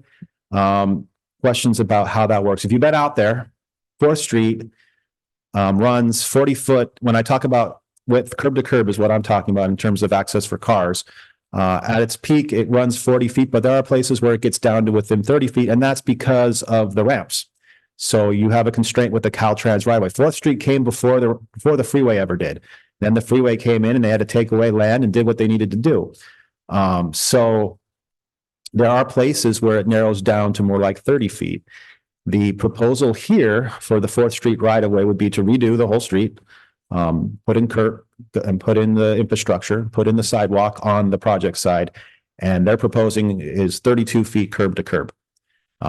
32 feet gives you 2 travel lanes and 1 side of parking, if you can make sure you get the 32.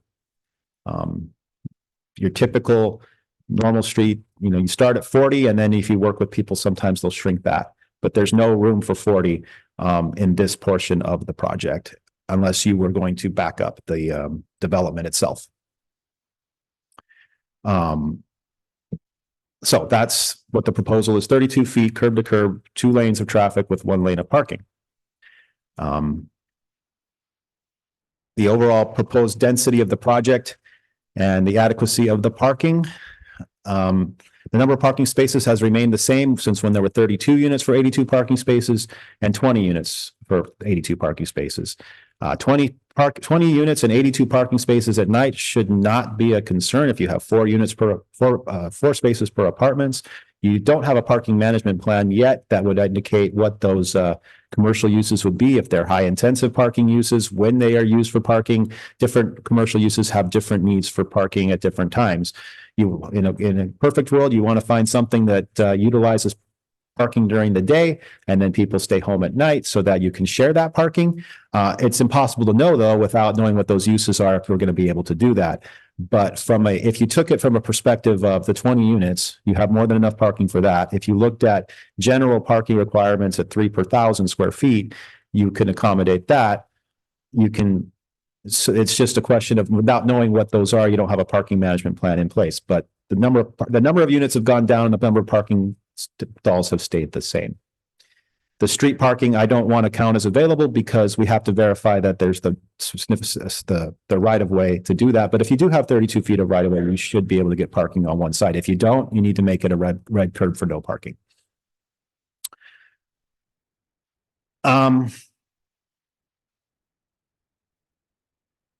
Let's see. The impact of the project on 4th Street. So there was a traffic study that was commissioned in the environmental document that you have. The traffic study looked at the 4th Street and Oak intersection, called for a number of improvements that the applicant would be required to contribute to through their impact fees. The amount of traffic there, quite frankly, is not significant enough to trigger those improvements. You would need a lot more traffic than that. 4th Street is a very delicate thing. I remember when I worked here before, and the police chief put stop signs in there, and then it backed up to the fire station, and we had to take them out because fire trucks, you can't have cars queuing into a fire station. So, and not only that, you have the Oak Avenue interchange, you have Caltrans jurisdiction. So making improvements over there, which would be wonderful, is a very complicated thing. And it's too much of a scope of magnitude that the developer would be responsible for that, but they would be responsible to pay the impact fees that would go to funding those improvements. That has been identified in the traffic study. There will need to be assistance with those improvements, and that's going to be a tricky intersection to do it. We talked about parking. I mentioned parking. 82 parking spaces for 20 units should be well more than sufficient.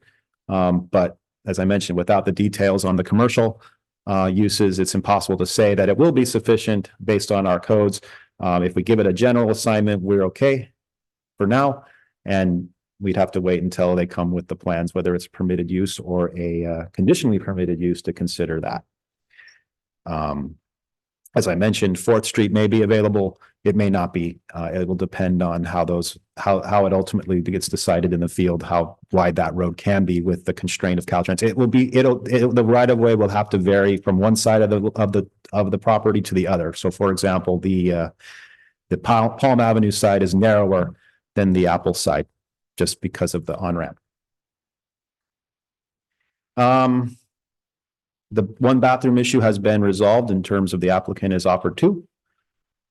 Same thing with the washer and dryer. There is no proposed laundromat. They would all have their own individual units, a washer and dryer included in the units and connections. And then there's no proposal for laundromat, no proposal for a convenience store. That's not to mention that it couldn't come down the road. And the city of Greenfield, any alcohol permits have to go through a use permit process, and that would be addressed at that time. Council last year, a couple of the things that you mentioned, in addition to planning commission concerns about keeping one family per unit, the applicant has assured that the project will be professionally managed with applicable contract restrictions. They can speak to that if you need to. And then concerns about the overall height of the project on the existing neighborhood. You have a single family development that backs up into the maximum height of this structure has not changed from the last one. There is like I said, some of the 3-story element was removed and put down to 2 stories. But the project is within the allowed limit for a highway commercial zone, subject to design review. So you are also considering the design review of the project. The applicant has done everything they can in terms of making sure the building's away from the fence, and there's a parking area separating it so it doesn't reach over the backyards of the people that live over there on the single family development. But it is a 3-story structure in a single story area. And so that's something that you'll need to consider as well tonight. Main considerations, the applicants brought 2 previously primarily residential projects that have been denied for not being in conformance with the applicable zoning. Each proposal, as you see it, includes more commercial space and fewer residential units.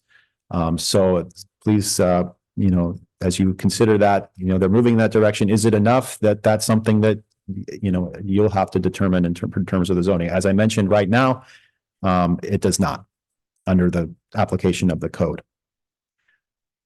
Does the council want to entertain significant residential development on a commercial parcel on a primarily commercial street with freeway visibility? That has been a major issue that came to the Planning Commission. They were not willing to let that go. And at the end of the day, do you want to put a significant number of residential units right there at that location? The property, as I mentioned, has been zoned commercial for many years. And so there's never a guarantee that you can change the zoning, but you're certainly available to propose to do it. One of the concerns, of course, from the property developer, and I think there's some merit to this, is that the property, as we know, is very long, very narrow, and likely difficult to fill with a single commercial use. The property has been for sale for a long time.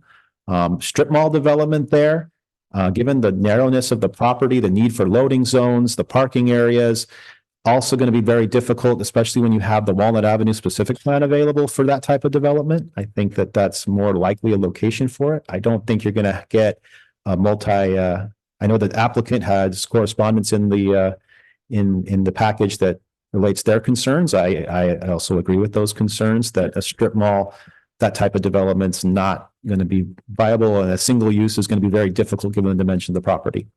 That being said, the site's not identified in the housing element for housing development. We will have more than enough sites on other properties to meet our obligations under the RHNA. So we're not needing the property for housing. I know there's a big discussion about needing housing and making housing available. We have a number of projects that are under consideration. So under RHNA, we don't need that site for housing. But you may look at it as an opportunity for housing.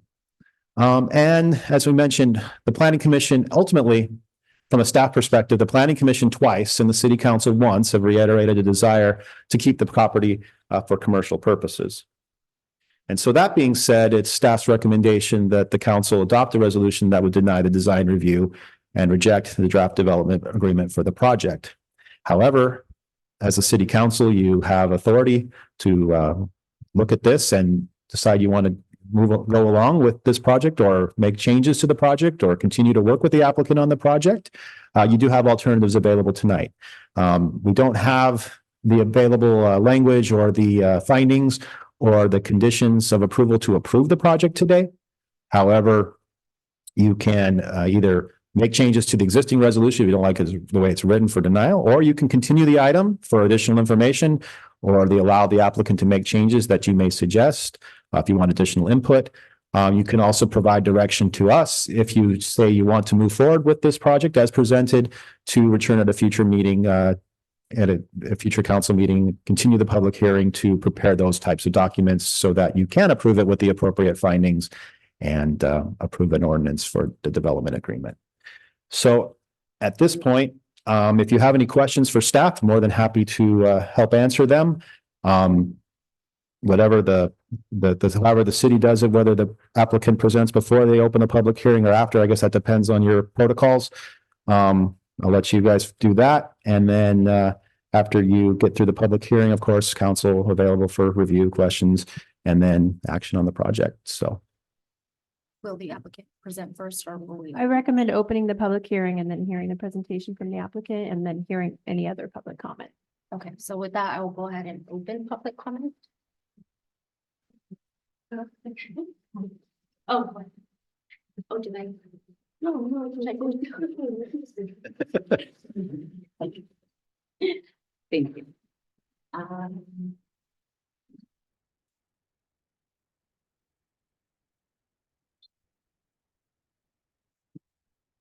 Good evening. I'm David Elliott. I'm the architect and the applicant of this project. Been here a few times, and I'd like to explain a little bit about what we're going to be doing. We also have in our audience Christine Kemp. She is the legal authority that had prepared the development agreement. And so I'm going to give a presentation about the project, and Christine will help you with the other legal If agreement. I could just pause you for just 1 second, because I think we want to make sure first that there are no public comments, right? Or for the- I recommend hearing their presentation and then hearing any other public comment. Oh, okay. And then they wouldn't be limited to the 3 minutes. Oh. Thank you. Oh, thank you. Yeah, and then if we could rebut, if there are comments from the audience, that we'd like to rebut that too as well. So then we should hear public comment first. Well, Is that that's your, the way just that up we- to you whether or not you want to hear the rebuttal. So they can have their presentation and then you can hear public comment.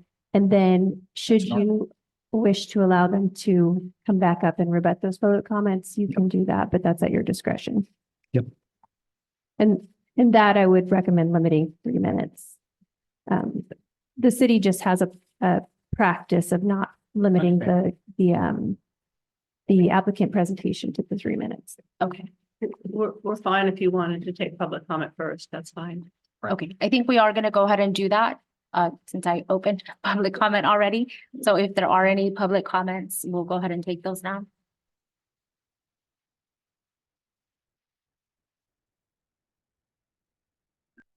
I don't see anything online. Okay, so I will close public. Well, the Public hearing. applicant presentation is part of the public hearing. So you won't close the public hearing until after, sorry, I wasn't clear. So you won't Know what close this the public folks. hearing until after they're done. Okay.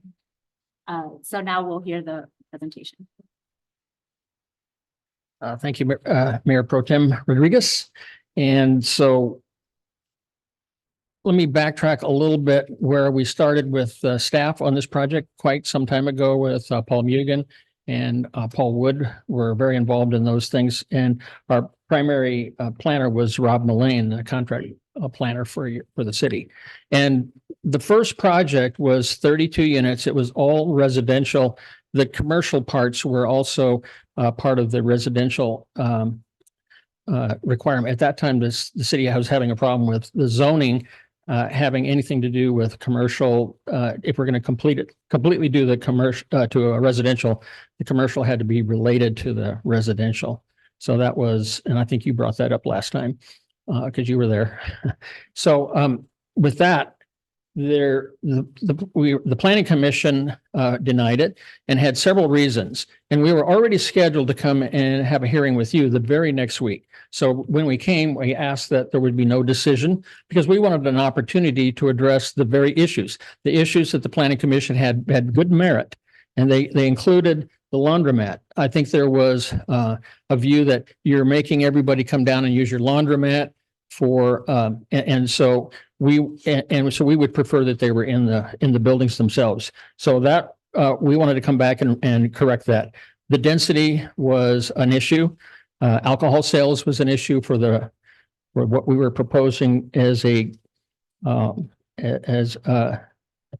then there was only one restroom in the accessible units, and so they wanted to have 2 restrooms in every unit. So we corrected all of those things, and we wanted to make a new presentation. That was tonight also. So we felt now we just go ahead and go straight to the city council. When we went to the city council, we had all of these things resolved, and we have looked at a lot of the questions that you had were relative to are we going to control the residential density and the people using the units?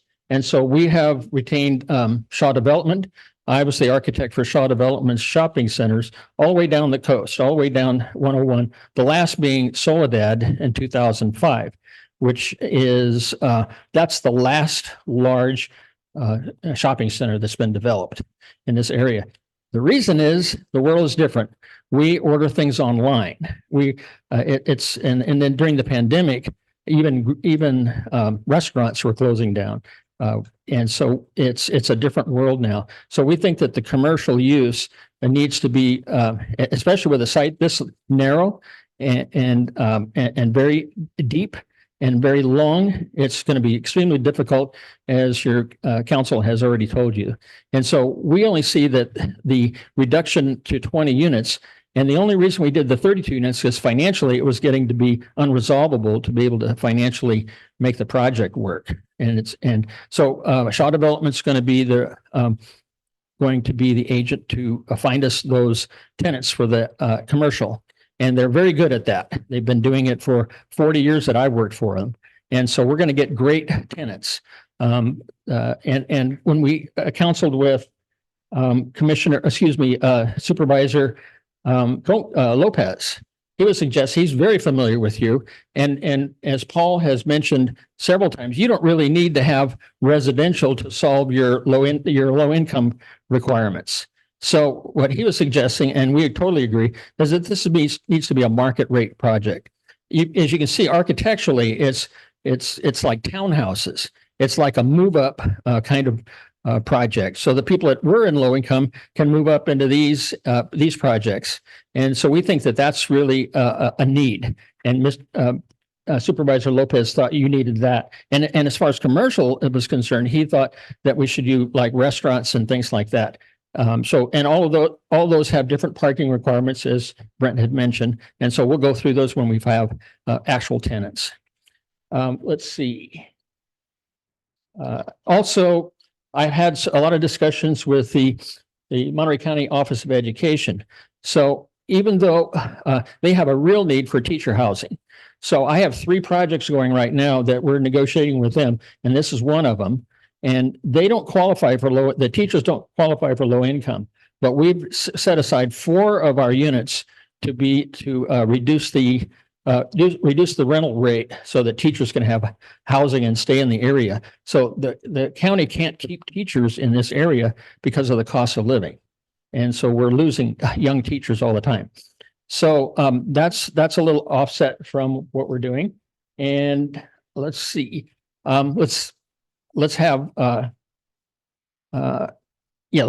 Christine come up and discuss the issue of the development agreement, which we feel is something that would work instead of having a general plan amendment and a rezoning. So Christine Kemp, and then we'll both be available for questions.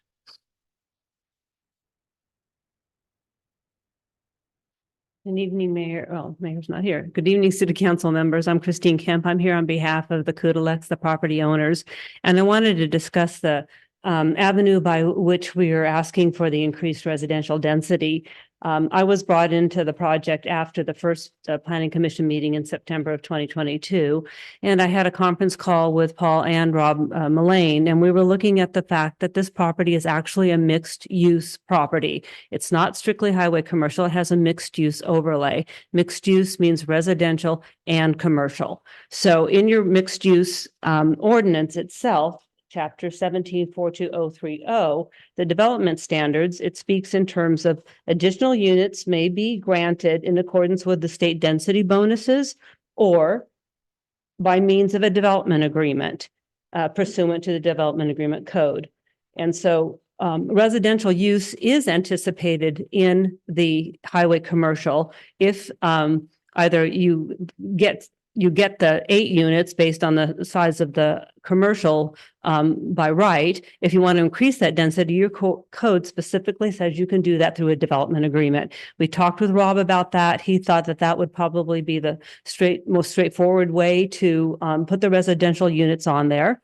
We recognize that the density may have been too high for what the city wanted, so we continually are dropping the units, but it also gets to a point where it's not commercial, it's not economically viable. I think Brent made a good point, and so did Mr. Elliott, that it's not an easy site to develop, and the commercial use, a straight commercial use on that site is going to be very difficult to attract someone to use that site. There's been a question about we know what residential is. It's 3 bedrooms and 2 bedrooms and all of that. There's been a question of, well, then what happens with the underlying zoning? Well, the underlying zoning remains highway commercial. There's not a zoning change on the property. There's just a density, an increased density under a development agreement, but the underlying zoning remains highway commercial, which is HC. And the uses that are allowed in the HC commercial district are under 1726. And you have a chart in your zoning code that says HC. And for all of the different uses that are allowed in the HC, the CH, excuse me, zoning district, you go down and you read all the uses and it tells you if it's a permitted use or it's a conditional use permit. And so it's not that it's open-ended zoning or we don't know what commercial use there would be. It's governed by your zoning code. We don't know at this point what the economy is going to drive the type of commercial use that might be there. We drove by the site this evening and it's tough. It's tough to get off the freeway, to get way back there, to if you wanted, to go to a McDonald's or something, it's not an easy access. So we're trying to find a mixed use that will benefit the city with nice housing and yet retain the commercial zoning district. As Brent mentioned to you, you have 3 different alternatives you can take tonight.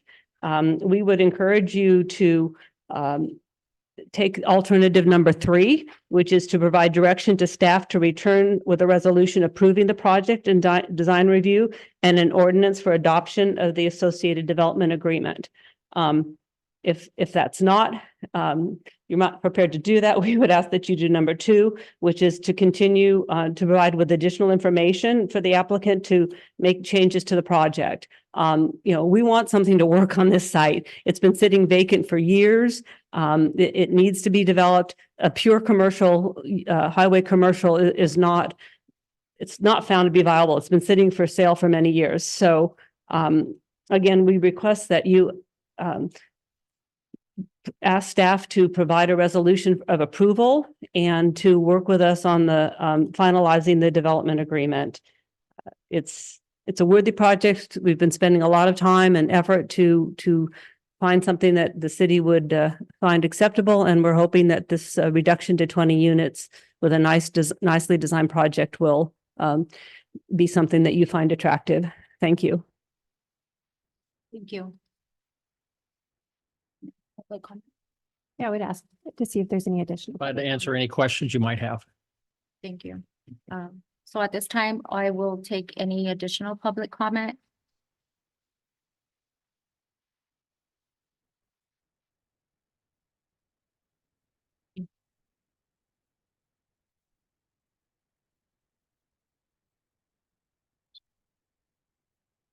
Hi, good evening. I'm Jessica Batista. I work in that area, and that area I think is extremely dangerous. We have vehicles coming across the bridge east to west.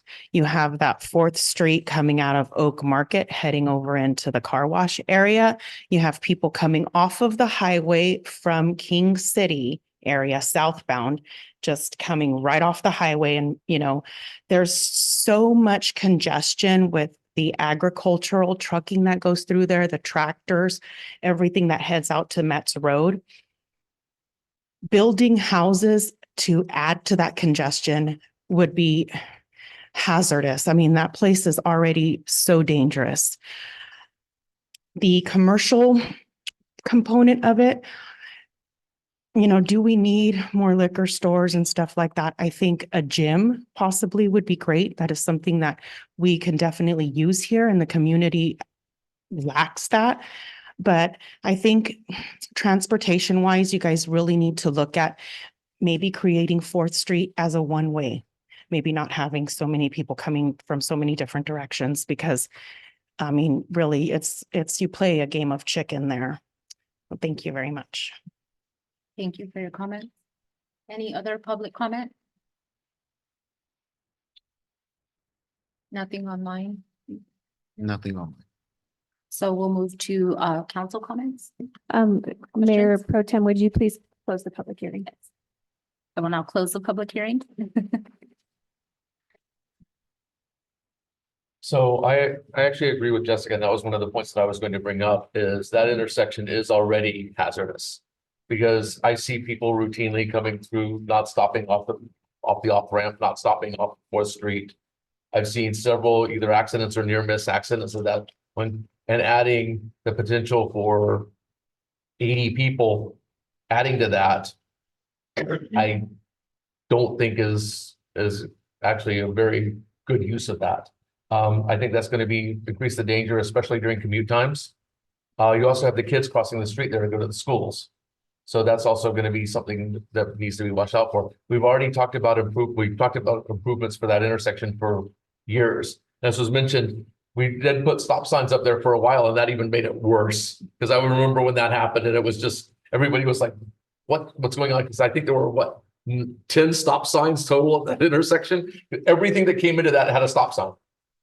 So, and it made things worse because you couldn't see the other side and see what they were doing and anything else. So I think at this point, it is highway commercial. I would be more comfortable with maybe, like we said, is 3,000 square feet. You get 1 unit per 3,000 square feet. 8 units would be much more manageable than 20. And even the 8 units, in my opinion, is probably pushing it, especially during commute times and with the danger of that intersection. Not to mention the fact that in the packet, it mentioned that it's already been recommended that we red curb it anyway for public safety access.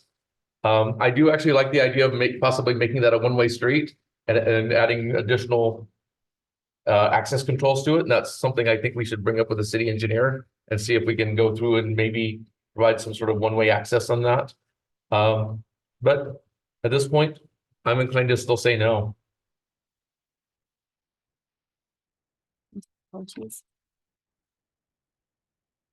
I do like the fact that the apartments, they have the washer and dryer now and the extra bathroom. It's really important for an apartment of 3 bedrooms. But I'm looking at the pictures and I'm still not seeing what it looks like on the freeway side. I'm seeing pictures of what it looks towards the people that are already there, but not the freeway side. Freeway side concerns me a lot with children living in the apartments. So 20 apartments, maybe 2 cars each apartment. So you're talking 40 cars added to there. We have a park. Our new park is on the left-hand side of this. We've got a lot of kids going to the park. So now we have all these cars that are going to be there, and we've already got another housing that's going to be across the street from that. That's been approved. There's 3 stories. I don't care for the 3 stories. The people that have been there, they've been established there for many, many years, and now, their view is blocked. I don't care for that. I do like the teachers. I do like that, but the traffic, as Ms. Batista mentioned, it is. I don't like going that way. And when I come from King City, I either take the first exit into town or I go all the way to the end of town. I do not like taking the other ones because you can't see past the bridge, especially right there at Oak Avenue. There's no stop signs going this way, which you said. You have to creep and creep and creep and creep. And even at that, you still have cars coming very fast. It's a big issue. So those are my thoughts on the project.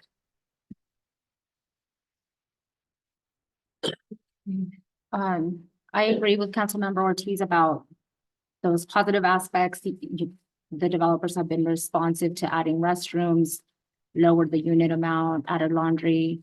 And I like that the parking remains the same, even though the unit number is reduced. And I also wanted to just ask if the current apartment setup that is on ECR across from the church, that does not have an elevator either, right? No, it does not. That has 3rd-story entrances. In fact, after that project, the city said that any 3-story structures that have 3-story entrances would have elevators. Nothing like that has been built since that time. So that was something that was debated many years ago, and I think they would love to have elevators there, but weren't required at that time. But the city did adopt a policy after that to require that. But as I mentioned, in this instance, wouldn't be necessary because there's no 3rd-story entrances. The entrances are on the 2nd story.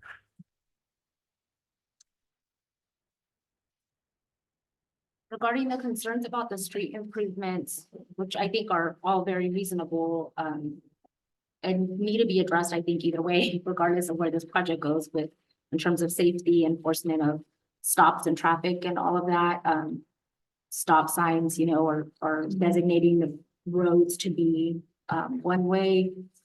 I am a little bit torn about just rejecting the project, because I feel like if we're gonna reject it because of concerns having to do with the road, then that would have been a reason to reject it the last time, instead of asking them to come back with another design review with less, because the safety of the street doesn't change. Those factors have been there. So we either I feel like us not dismissing it with, and not fully dismissing and allowing it to come back with revisions, but now we're saying, well, that's just not a good area still.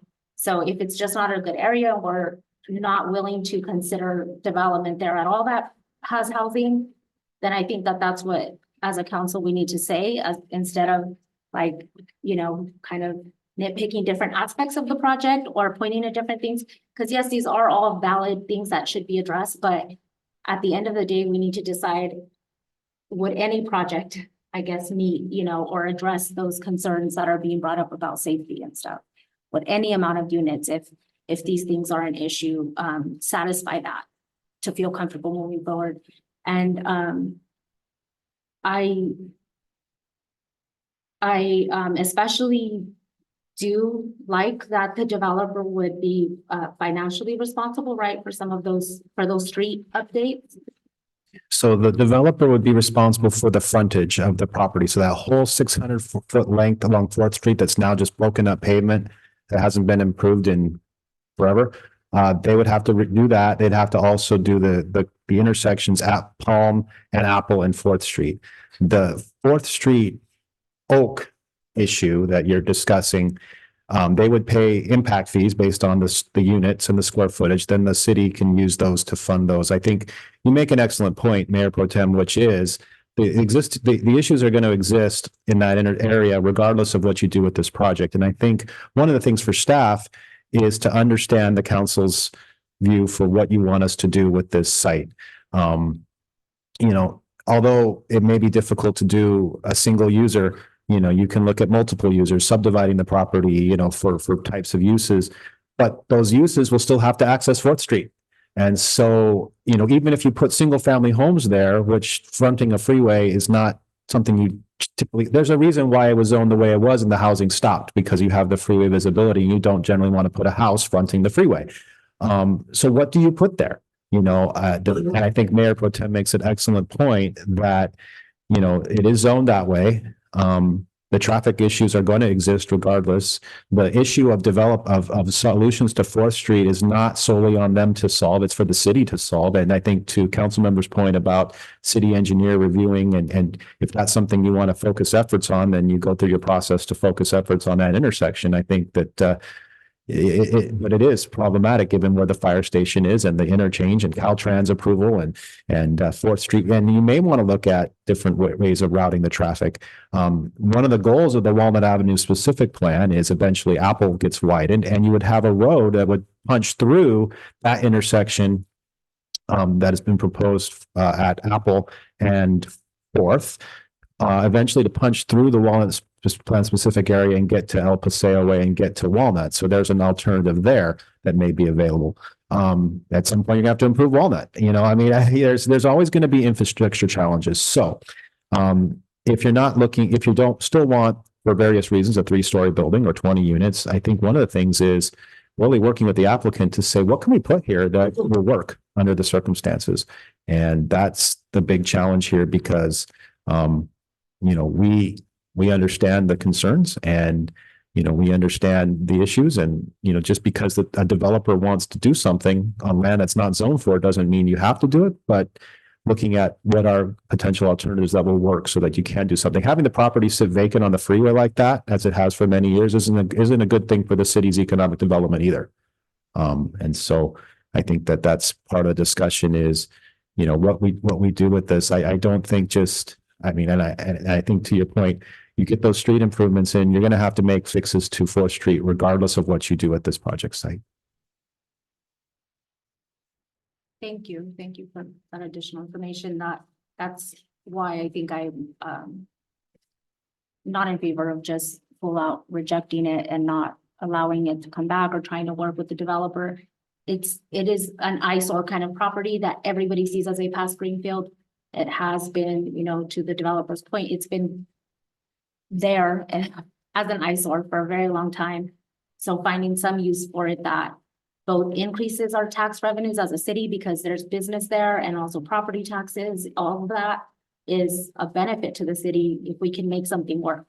And I'm not necessarily saying that I agree that this plan does make that work and address all the needs, but I think having an interested developer in doing something with land that would potentially improve the streets and create revenue for Greenfield is a good thing.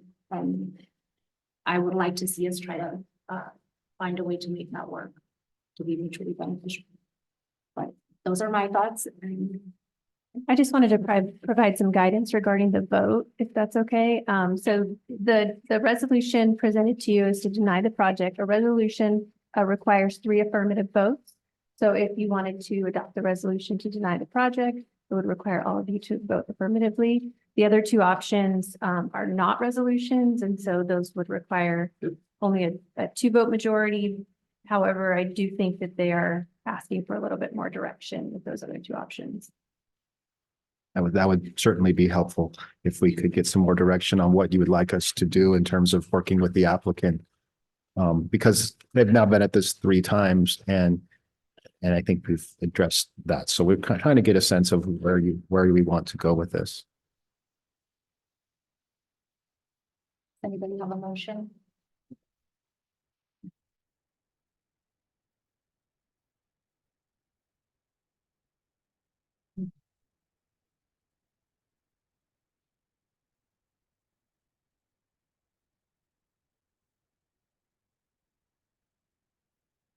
So that would be either, if there's no motion to, If there's no motion, there's no action. And so I'm basically staff could come back to a future meeting with the exact same presentation report. And I don't know if that would be necessarily productive. And I would have to consult with the city manager and community development director, but I mean, perhaps a study session on this piece of property would be appropriate because it sounds like there's a lot of, I don't know if missing information, but council, it really isn't sure what they'd like to do at this point. That's just my perception. So I think, in that regard, option 2 is probably the best route, but I am not suggesting how you vote. Is the applicant, are they open to making changes? Okay to speak? I would just, if you're going to accept additional comment, I would just ask that you reopen the public hearing. if we reopen, Then it would allow additional, yeah. to get it, I think it's important to get an answer to our additional questions instead of continuing to bring it back. So I'm gonna go ahead and reopen public hearing. We would be very amenable to do a study session with however that works with staff, with the council and see if we can come up with something that is amenable. So we've got so much into this. This project has gone on for 3 years for me. And so we want to have some kind of resolution, and if we can work out something with heights and density and we can come back with some possible tenants that might be attractive to you. I'm working with the windmill in Soledad. You probably all eat there and love that place. Well, I'm putting them out in Salinas right now. So I have a lot of contacts, and so does Shaw Development with who we might be able to, and that might be more attractive to you to consider the project. Do you have additional questions? So if we were to say we want to discuss it more, can we do that? And does it have to be here at the council, or could it be like some kind of workshop? It would have to be a publicly agendized Brown Act meeting, but it would, you could take the form of a study session, which is typically more, I don't know if I would say more casual, but more formal. So actually, I have a quick question then. The minimum viable product here is one of the things we keep hearing over the time is you need to make sure you're making money off of this, obviously. Of course. With the fact that this is now going to be a market rate project instead of a lower income project, I know you may not want to answer this, is where does the break even point reside in the number of units? We're negotiating that with a new developer at this point. I can't tell you that. We got to have a real project in order to be able to do that and come up with to see if it's a viable financial project. Right. 32 units was very viable. Absolutely. And reason we're going to market rate is because we need more income to make the whole project work. And it fits with you folks too, because you don't need a low income housing anymore.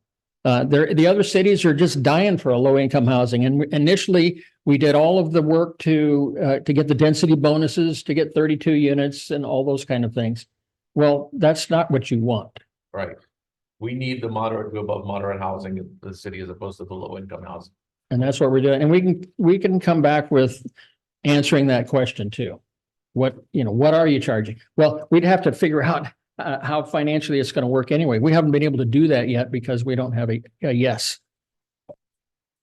Or let's look at a study session that's going to get us there. Absolutely, but and you're going to get the road. You're going to get the drive repaired 1 way, 2 ways, however. Right.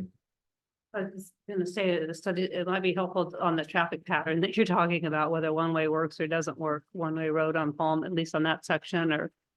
I mean, it seems reasonable to sit down and put some pencil to paper and thought about what works on that property, because it has a lot of constraints and we're really trying hard to make something work that is economically, I mean, it costs a lot of money to build something, and so it needs to, pencil out.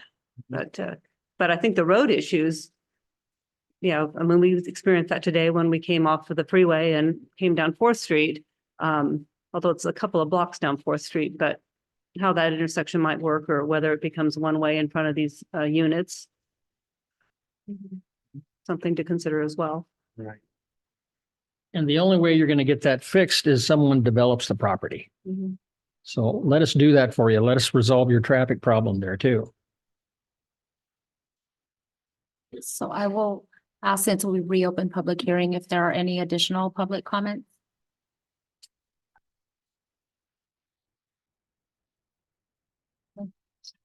Okay, so seeing none, I'll close public hearing and bring it back to council again. That's the same thing then. So it sounds like we want to plan a study session for this. I would agree. I would agree too. It's a lot to consider, and I think that we would need some time to sit down and put down all our thoughts when we come to this study session and see. And I don't like leading anybody on. Right. And it's seems kind of going that way. And I don't like it because they're having, they've done a lot and they've come back several times. So I would be open to that, to a study session. And if we don't come to an agreement, then we know right there and we can stop this. And I would actually like to suggest that the study session be a joint study session with the planning commission as well. Yes. Because obviously we appointed them so they have insight into what's going on. So I'd like to see what their opinions are of this as well, since they haven't seen this iteration of the project. So on that, would that end up being, it requires the vote of the city council to either pass or not pass, right? Or there's no vote at the end of a study session, right? No, there's no vote. Okay. There's typically just gathering consensus on, sometimes staff would present a list of questions and then you would provide consensus on each of those questions or something similar to that. Okay. Would the mayor be able to be a part of that study session? I mean, I would, he of course has to decide his own conflicts of interest, but I would recommend he sit it out. I was going to say, I think he can be, because there's no vote being taken at the study session. That's for him to decide. Okay, yeah, I would like to do that too, just because I do understand what it's currently zoned for. I think we all understand that. And that's what a lot of the argument goes back to against it including some housing, but there's a reason that it is able to change and, you know, we have to be open to evolving with the changing needs of the community. Not everybody wants to have, you know, a 4 or 5 bedroom house. We have a lot of teachers in the area. I do appreciate that mention of reduction in the cost for teachers. I think it's something that is worth continuing to try to work with the developers on to come to some agreement that's going to be a good thing for the city, hopefully. And as Councilmember Ortiz said, if we don't, then at least we've done our due diligence to try to make something happen on that space. So just a point of clarification there, it's not, we're not saying right now that there's no housing allowed, because the Right. mixed use allows for 12,000 square feet, it allows 8 units with a 3-story building. Right. So, No, I know it's a Okay. dispute on the units. I think it's been brought before the council when I've been here 3 times, maybe, or discussed for 3 different things. So then there is no vote, there's no motion, there's just general guidance for a study session to be. Yeah, I would vote on that motion, though. Move to direct staff to hold a study session, joint study session with the planning commission and then vote on that motion. okay, I'll move that we hold a study session jointly with the planning commission.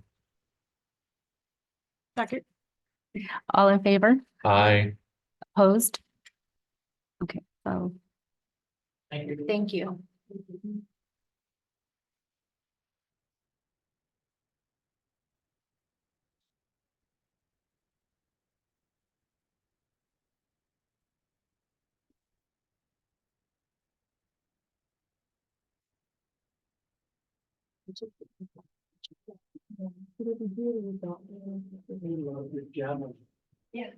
Oh, wow. I'm gonna practice. Take it away. Exercise. All right. We've been at this a while. I think we have quite a bit left on the agenda, so I think we'll recess for 10 minutes, so.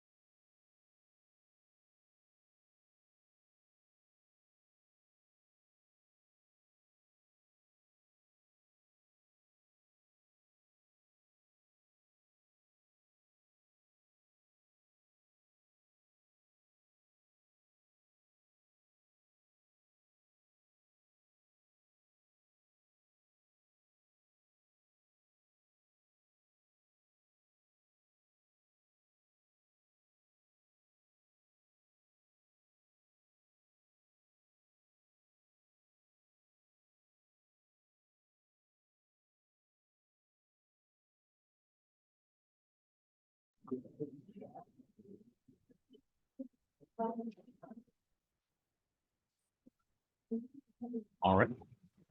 All right, call the meeting back to order. We'll move to item M1, review and approve council member absence from February 27th, 2024 city council meeting. Staff report, please. Good evening, Mayor White and City Council. This item is to determine whether to excuse Councilmember Martinez's absence from the February 27th, 2024 council meeting. At that meeting, Councilmember Martinez was absent, as is the City Council's longstanding practice. Immediately after roll call, the council voted whether or not to excuse Councilmember Martinez's absence. The following day, on February 28th, 2024, the city received a self-described official notice to cure incorrect violations of the Brown Act. This is what I would call a Brown Act demand. In short, the demand states that the City Council should not have voted to excuse the absence because the action was not on the council meeting agenda. As mentioned, this is the City Council's longstanding practice to vote to excuse council members who are absent from a council meeting. And the vote isn't traditionally on the agenda because nobody knows in advance, or typically doesn't know in advance, whether or not a council member will be absent. And voting to excuse a council member absence is a procedural vote that, similar to many other types of procedural votes that come up throughout a meeting, isn't required to appear on an agenda. In addition, there are other circumstances within the government code that allow the city council to vote on items not on the agenda in similar situations. So for example, council can excuse and can approve a remote attendance for a council member if that remote attendance, the need for the remote attendance comes up after the agenda is published. So that wouldn't appear on the agenda, but council could vote on that. The Brown Act does, however, require that any party alleging a violation of the Brown Act make a written demand, which is what council received on the 28th of February. And council has the option to determine whether or not to cure and correct that violation within 30 days of the demand without admitting any fault. And this would be a way for the city to avoid any future Brown Act litigation related to this particular issue. So the item before you tonight is to just decide whether or not to excuse that previous absence. All right, thank you. Any public comments on this item?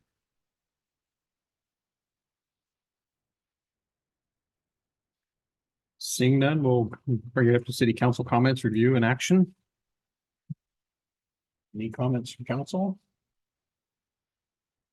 I would just repeat my motion from that meeting to excuse, move to excuse Councilmember Martinez from February 27th. We have a second on that motion. And I will second that motion and call for a vote. Roll call vote, please, on that. Councilmember Tipton, No. Councilmember Ortiz. No. Councilmember Martinez. Mayor Pro Tem Rodriguez, Yes. Mayor White. Yes. So So the vote of 2-2 means no action, which means that the absence is not excused. very good. All right, thank you very much. We'll move to item M2, adoption of resolution, City Council, City of Greenfield approving a donation for the 2024 Greenfield Sober Grad event. Staff report, please.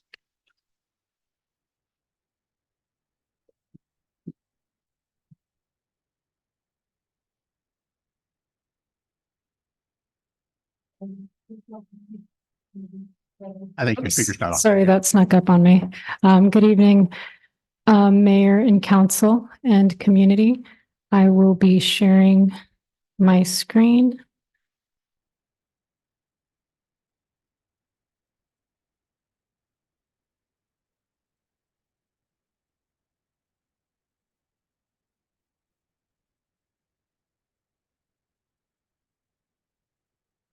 I can figure this out.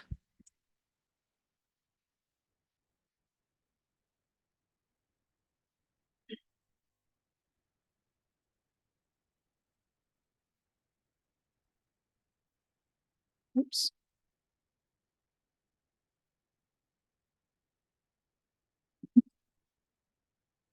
Okay, this is the presentation that was provided by the Sober Grad Committee. Their theme is neon cowboy theme.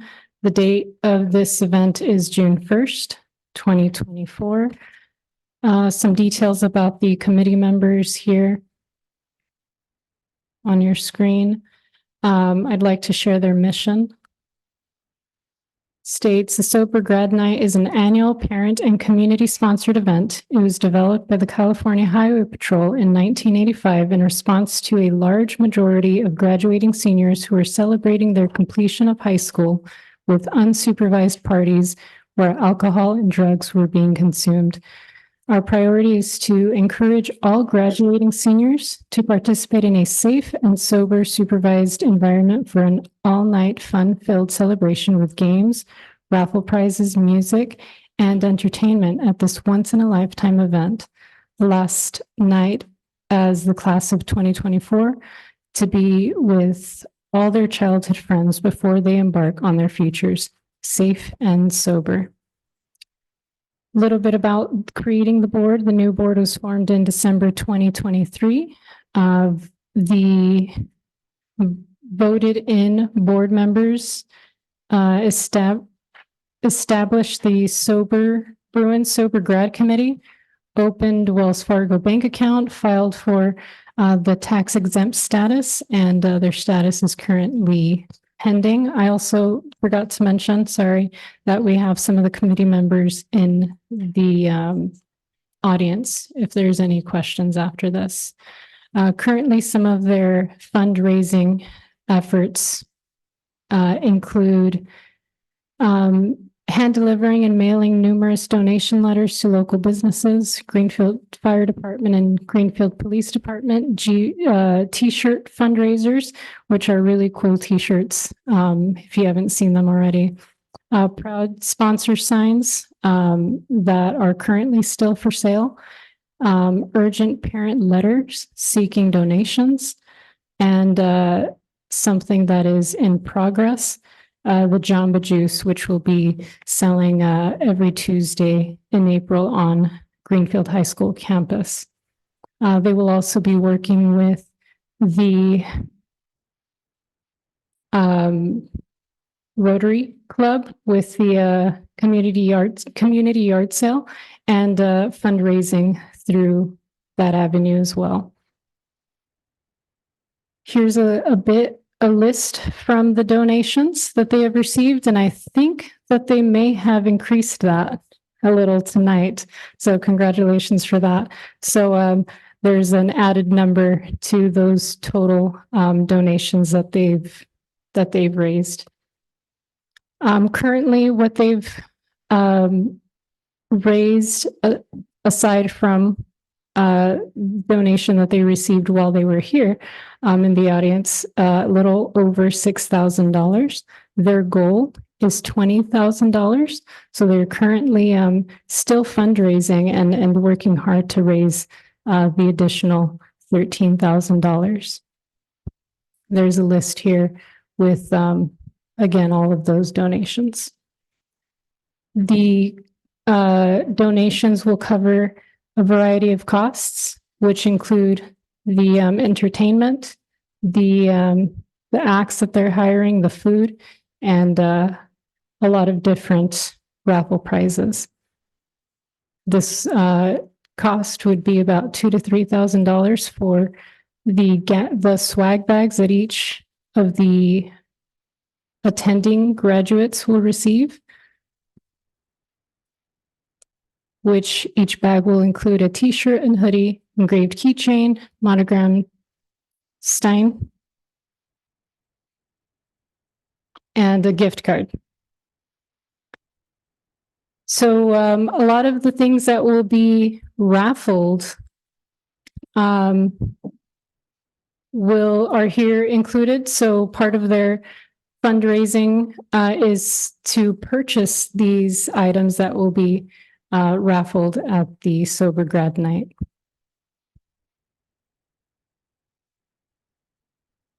There's a lot of dorm supplies, electronics and technology, desk supplies, and I won't list them all, well, there's a long list, but it'll show you the reason for the amount that they're fundraising.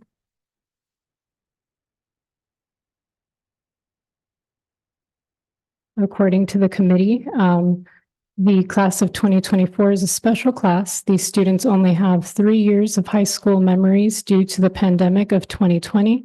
They promoted from 8th grade only to be locked in their rooms, learning from a screen away from their lifelong friends, sports, and most importantly, the experience of their freshman year. So here's an itemized cost breakdown. I apologize that I'm not so familiar with this slideshow because I got it shortly before today's council meeting. So the big ticket prizes is what they're currently still in urgent need of help on. And I think that is the end of this slideshow. So as we know, the Greenfield High School staff and the committee, we all know that Sober Grad Night is to provide an event that is safe, sober, and fun. Since graduation can be one of the riskiest nights for high school students, Sober Grad is more than just a party. It is a commitment by parents, school, and community to conduct a once-in-a-lifetime celebration that is alcohol and drug-free.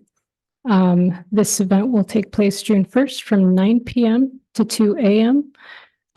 This, as mentioned, the goal of the committee is to raise $20,000.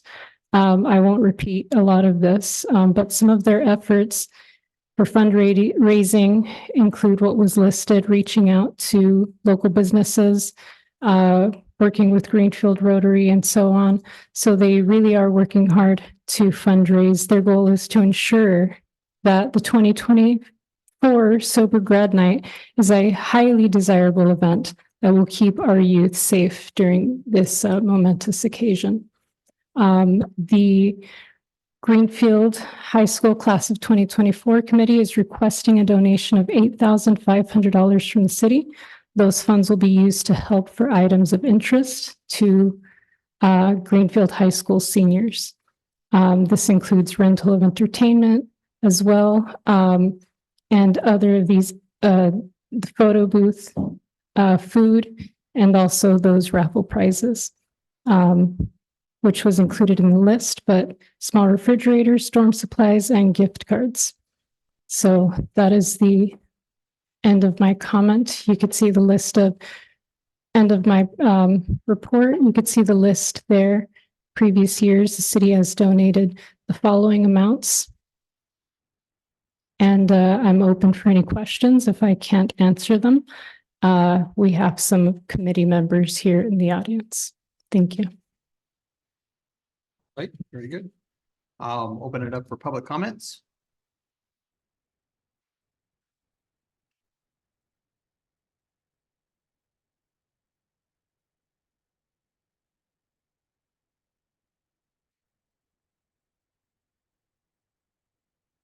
So just to start out, since this is an item, are we limited to the 3 minutes? Yes, because you're not applying for a development permit. Oh, boy, okay. Well, just to reiterate, I'm Steph Garcia. I'm the chair. I did the legal paperwork to establish the nonprofit. It's, a little complicated. We're doing our best, but I'm here to answer any questions you may have regarding that. We recently submitted an application to register as a charitable organization. The timeframes, because it's with the Department of Justice, OAG, it's 60 to 90 days, but we have our paperwork there. We also applied for tax exempt status, which we might be jumping the gun since we haven't had a full year, but that is also there. I have copies of our articles of incorporation, our bylaws, anything that you might want to see to address any concerns there. I was going to play the Donna Summer Last Dance song in give you an interpretive dance, but I don't think this is the room for that, but I'd also like to, if you have questions about fundraising, our Jamba Juice one is our most recent. We had to wait for the school district to approve it. They have.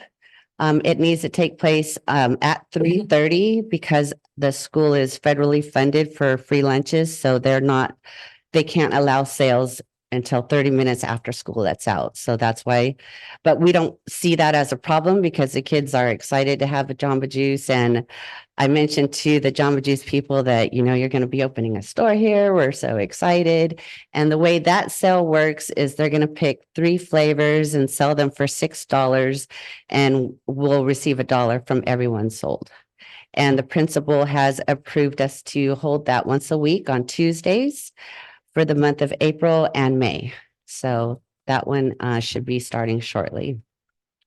And our fundraiser chair extraordinaire, Jessica Bautista, has some exciting news. She has been really working very hard on raising funds. We all have, but she's literally walked up and down ECR with her letters and throwing signs in their windows, and it's been very effective. And as it goes in Greenfield, a lot of people wait till the last second, and we think that might be happening here. So I know it's a big ask. Please do what you want. Any help is appreciated, and thank you very much. Thank you. Again, if you have questions, I'll answer them. Thank you.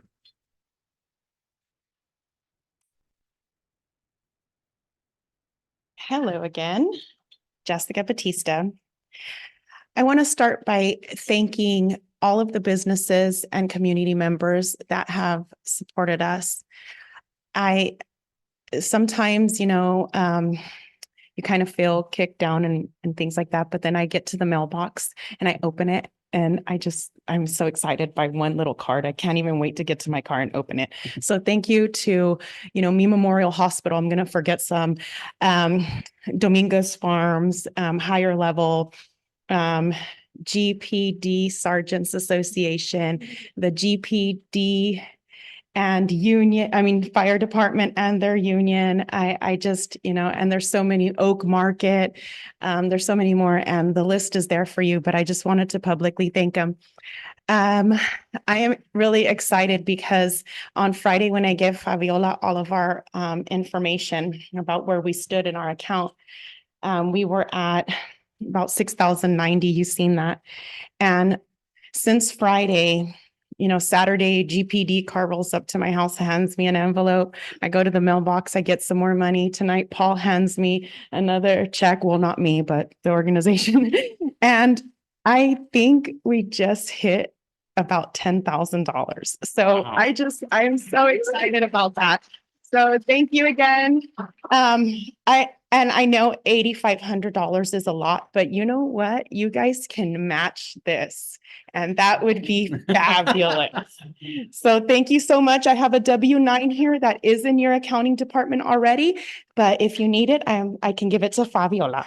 Thank you so much, you guys. Have a great one.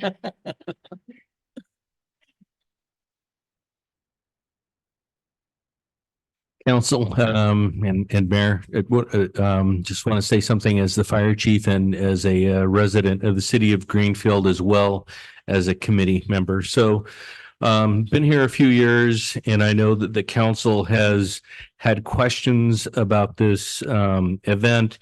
Some of those have been, have you tried to get money elsewhere, and is it well attended, et cetera? What I wanted to pass on to you is, one, as the fire chief, obviously, we support this event. As a committee member, what I want you to know is that Mrs.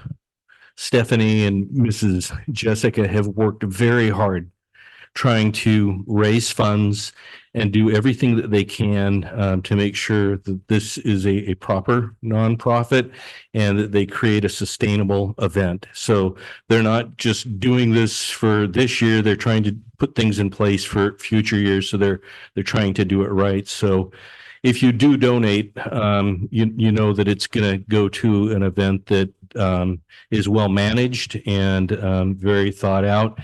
And that's all I have to say. Thank you. Thank you very much. Anyone else from the audience? If not, I do see one hand raised.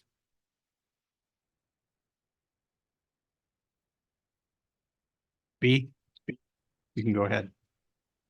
Hi, can you hear me? Yes, we can. Okay. Hi, good evening, everybody. My reason for calling is I want to go ahead and thank the Sober Grad, committee, for their hard work. And it's a really good thing for all these graduates, from the Greenfield High School. I did it from 2014 to 2019, and believe me, it's very tiresome.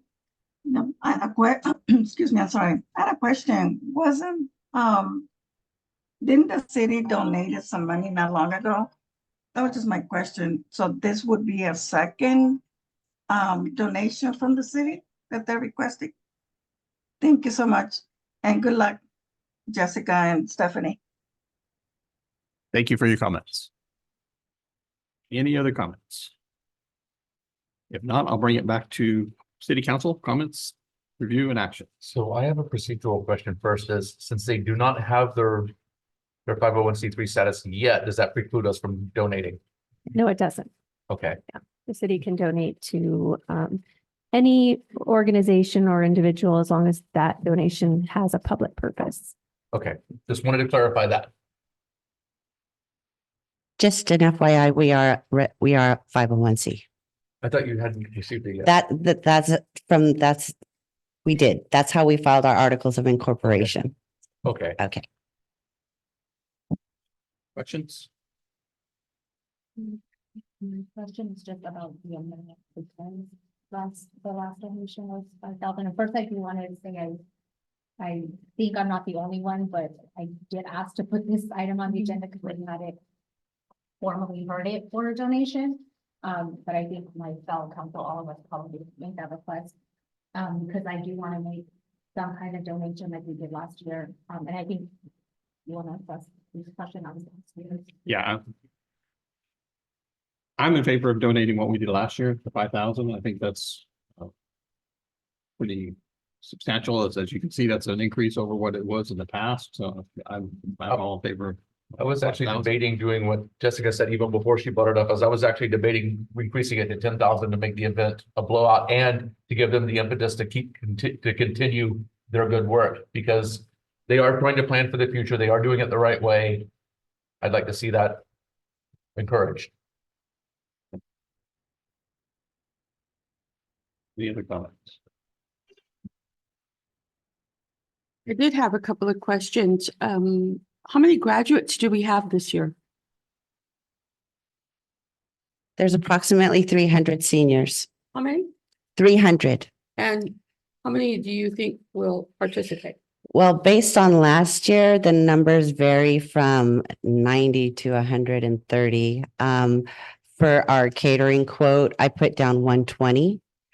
But for this year, we're charging $10 it's basically for an RSVP, so we can get a head count of how many are attending, so we can have the right amount of food. So and that money is going to go forward to the next class, to the class of 2025. So there is a fee, right? there. $10. That's still not bad. I know in Salinas at times they were charging like $150 to attend Sober Grad. So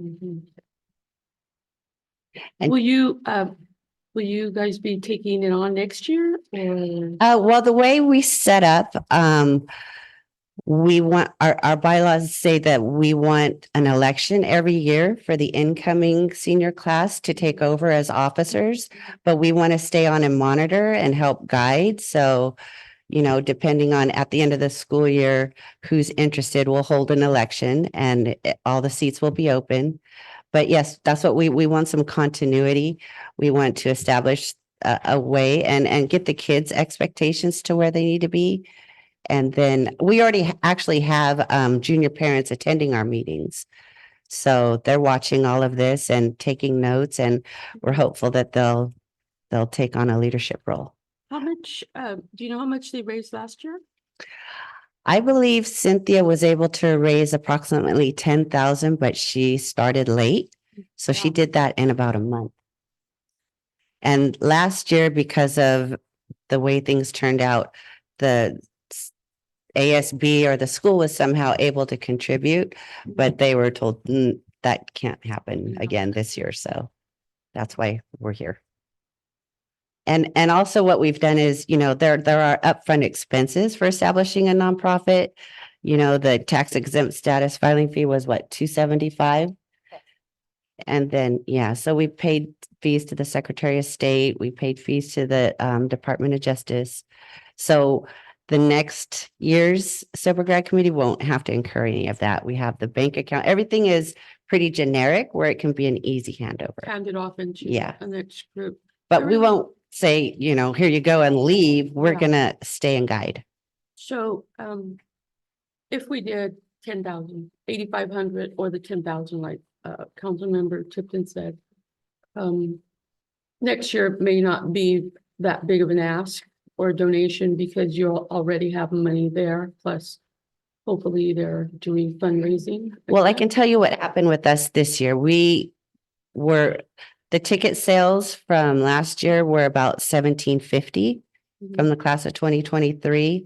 And they still need to vote on giving us that, but we don't anticipate that'll be a problem.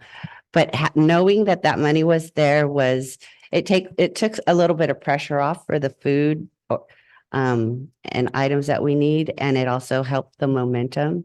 So we want that to continue. We want to provide that to the next class. Did you want to? I think you just kind of covered it about our setup fees. Yeah, so that is something that is going to be a big help for the cost coming in.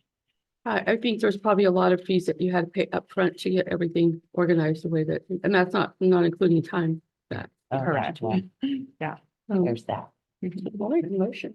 I've got one more question real quick. Me too. So you said last year it was about 120 attended. Out of how many graduates did we have last year? Like high 200s, I would say. Okay, so we've got more graduates this year, so. we'll go And on the just for same numbers. perspective, last year Soledad's Sober Grad was able to raise 60,000. And that's where I got the idea for the gift bag for everybody, because I think it's important that everybody go home with something. But the main reason they were able to raise that much money is because of the carnival that they have.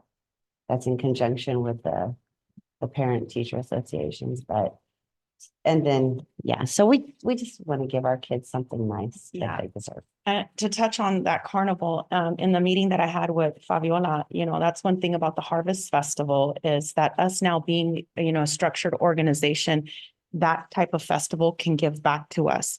We can also do firework booths, we can help them get, those big ticket donations, early on. So those are the type of things that we would like to hang back and try to get them, in those big, those big, possibilities. We can sell water for $5. Salt parking. Well, Yeah. I see that, we did give quite a bit of donation to Avila Boxing, and they've done really well. Really, really well. And now they've grown on to start doing their own events and haven't been back to ask for money, but they're doing really well. So that's what I'd really hope to see, this organization do too, this nonprofit do also. Paul, have you budgeted for this item?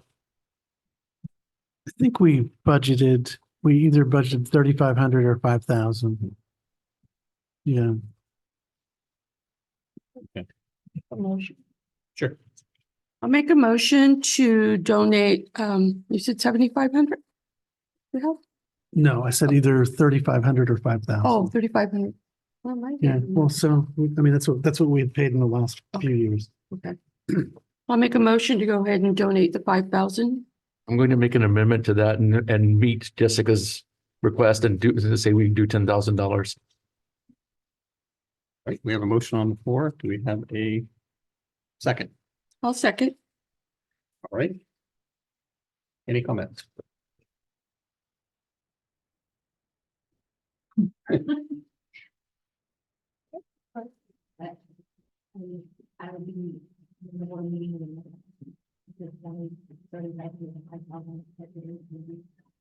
We do have discretionary funds and we do have a community outreach budget on the city council as well, do we not? Or is that included in that? That's part of it. We have 10,000 on the table. Are you open to an amendment to your, to the amendment to the amendment to the amendment? Yeah. To what? Well, I would amend it to the ask of 8,500. I'm amenable to that. All right. Been motioned and seconded. All in favor, signify by saying aye. Aye. Opposed? Thank you, council and mayor. All right. Congratulations. Congratulations, ladies. Try not to do that.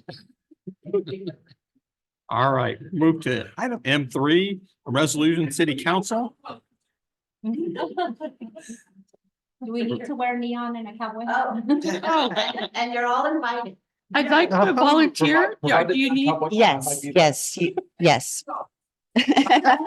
You're all invited. Please come, and volunteers are welcome too. Okay.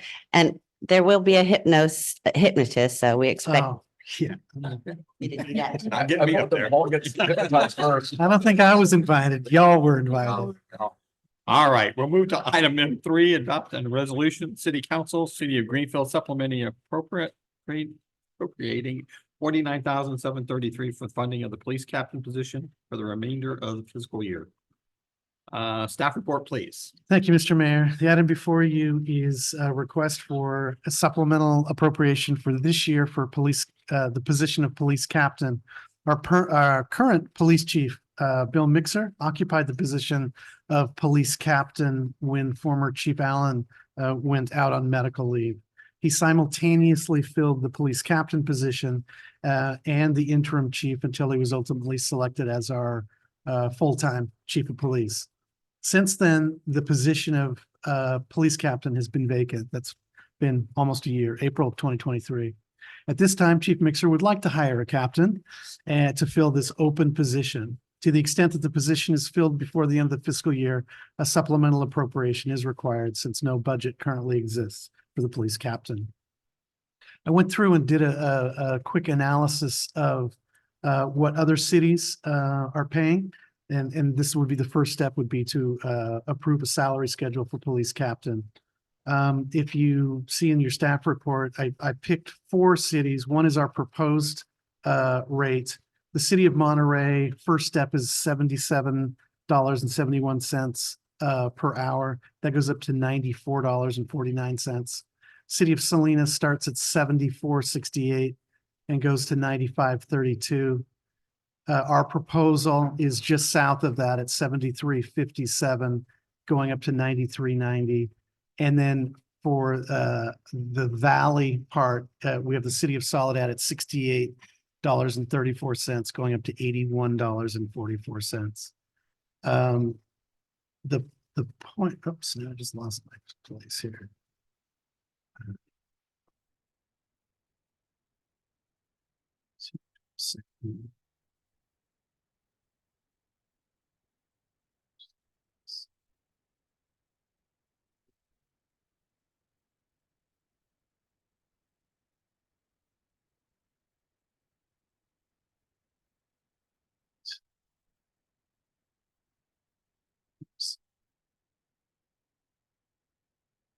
Staff feels that that positioning Greenfield at this level is appropriate. You have seen the last 2 years, the performance of our police department and how it's stepping up, not just within the city of Greenfield, but it's stepping up within the region, the whole Monterey County and the Tri-County region as a leader, not only in getting things done related to violent crimes, domestic violence, drug obfuscation and guns. They're also being trained at the best levels. So we feel that Greenfield's work culture and dedication to training also allows for reduced hiring costs. You don't see people leaving like they used to leave. they're here, it's because they want to be here. They're getting paid, yes, they're getting paid a good wage, but it's also the environment that they get put into. And it's the training. It's people like working here. And that by keeping people engaged, it really helps in keeping down the hiring costs. So accounting for 3 months of salary, April through June, probably wouldn't end up being that much. Standard 30% tax and benefits multiplier. The total cost at step one would be approximately $49,733. And then, of course, next year, it would be included in the budget for the full year. And that's my staff report. I'll take any questions. Thank you. Any public comments on this item? Seeing none, I'll bring it back to city council comments, review and action. Questions first? Yeah, So, questions. Got a question for Paul and a question for Bill. So the question for Paul is that 30% tax and benefits multiplier standard for the police department, or is it different? No, it's probably a little north of normal, but it's pretty standard. It's just a little north. I just wanted to Normal. check and see if the Yeah. 30% was appropriate, because I know that the public safety PERS is a little bit different than the Yes. regular PERS, and there's a different cost. Okay. Now for you, do you have candidates in mind for this position already? I do. Have you already reached out to them and they're interested as well? I have. Okay.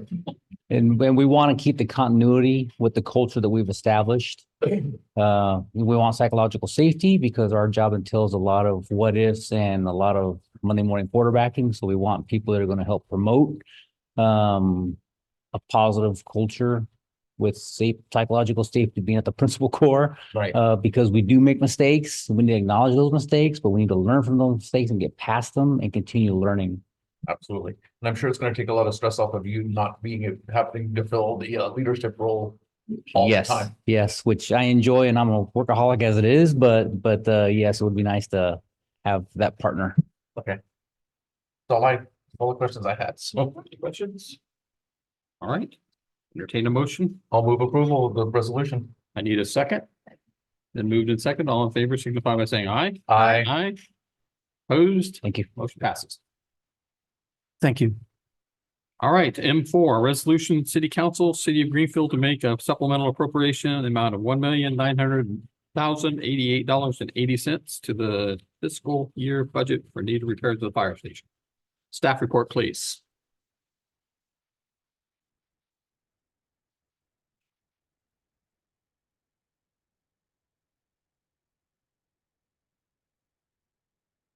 Good evening, council, and also for IP, Joe Slack should be allowed as a speaker on here as well.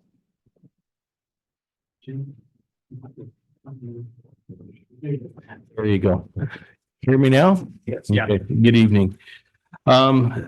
Just a real quick introduction of myself, Jim Langborg, Fire Chief, but also presenting with me via Zoom is Joe Slack, who is the architect. I'll have him introduce himself in a second, but just real quick, some background on him. I met Joe probably about 6 or 7 years ago in Oregon. He was the architect that oversaw 5 fire stations that underwent a seismic retrofit that we received state funding for. And during that time that I worked with him, not only did he do a good job for the fire department that I was with, but I got to know him, and I learned that he has been involved in a lot of design, and both for new construction and in remodeling and addition for fire stations. So he's very knowledgeable. And when we were trying to find some assistance with the fire station needs assessment, we were having trouble. The city engineer was unable to get anybody. And I remember Joe, and I thought, well, what the heck, let's find out if he is licensed in California. And fortunately for us, he is. And in addition to that, he's designed a couple of fire stations in California. So I'll turn it over to him real quick to have him introduce himself as well. Thanks, Jim. Can you hear me okay? A little bit light. Can you? increase the volume a little bit?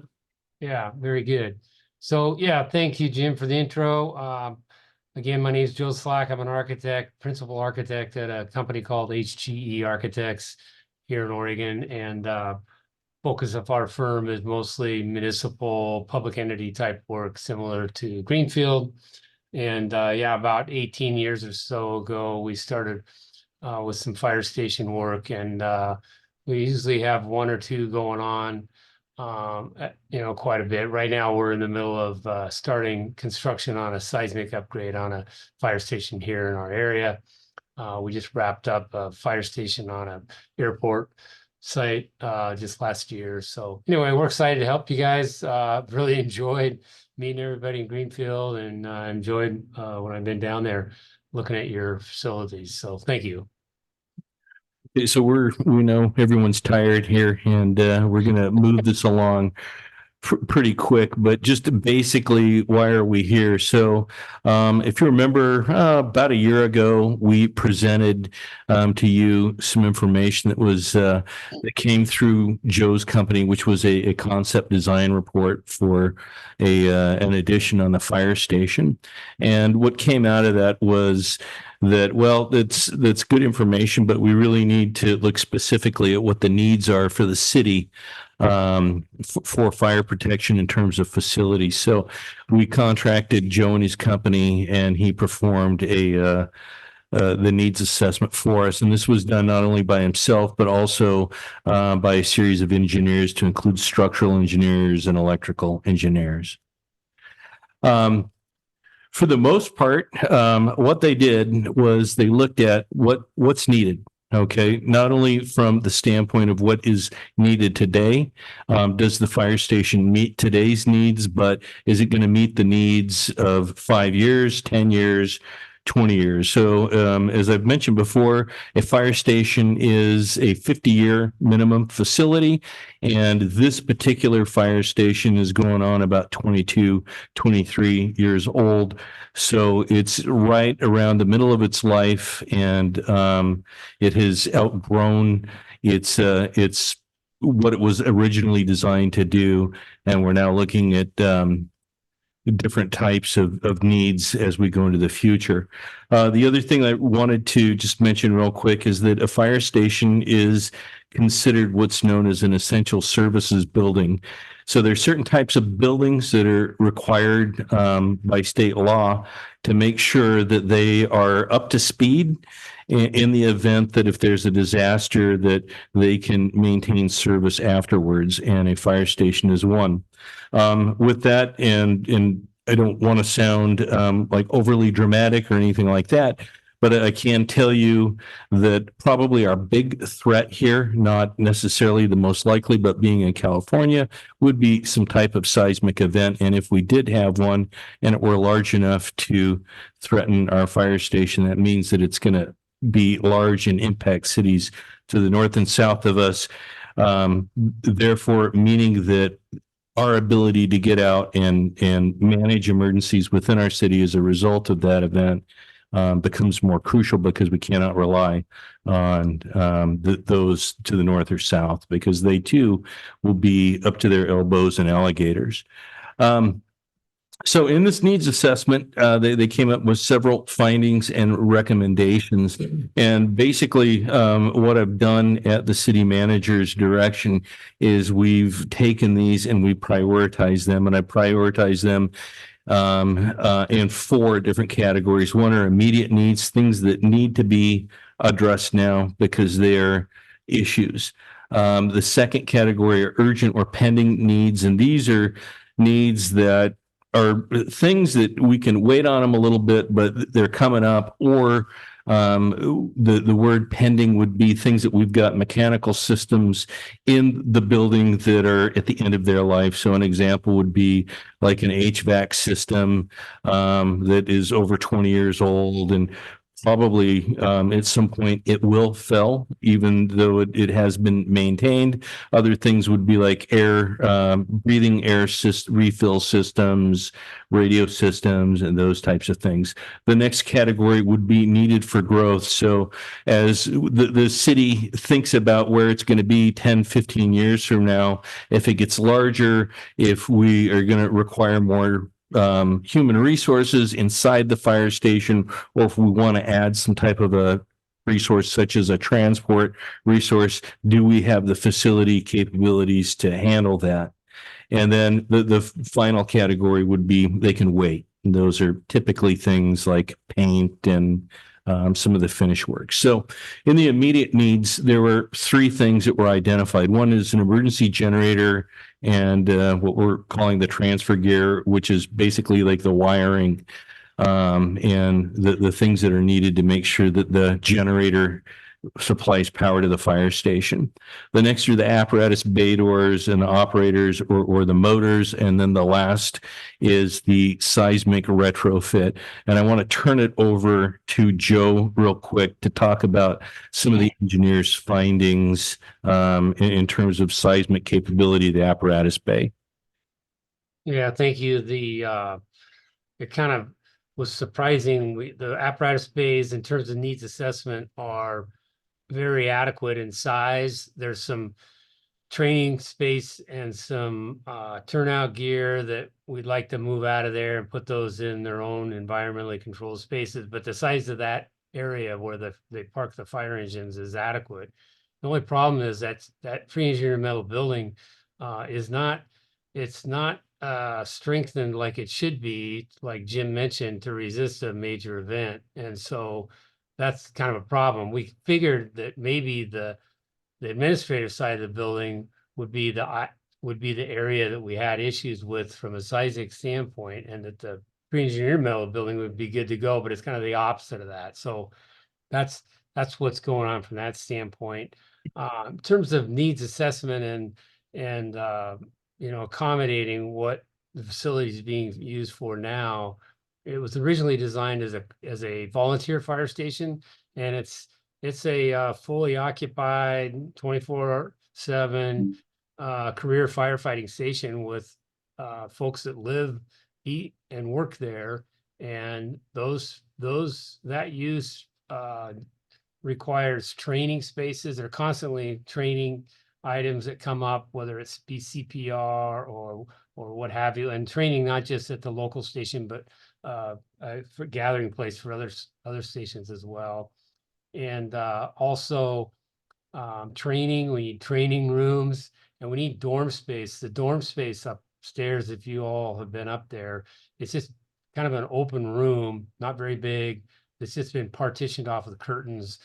They lack the individual environmental control. There's one window that serves those spaces. It's just not a very healthy spot for them. So I could kind of ramble on, but as a key thing that Jim mentioned is that emergency generator, that in the event of a seismic event, when power goes out, that emergency generator should kick in.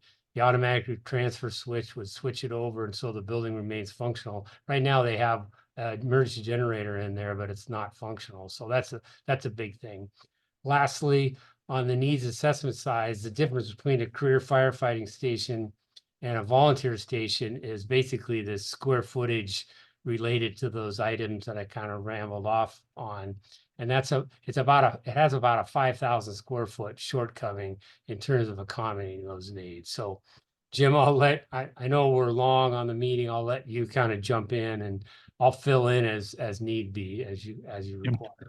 And on the seismic retrofit, just to keep it in simplest terms, what it means is that if the building shifts back and forth, how's it going to react? And according to the engineer, a couple of things could happen. One, we could have a collapse, which I would imagine would be a roof collapse. The issue with that is that it would collapse on top of our apparatus, possibly damaging it, making it inoperable.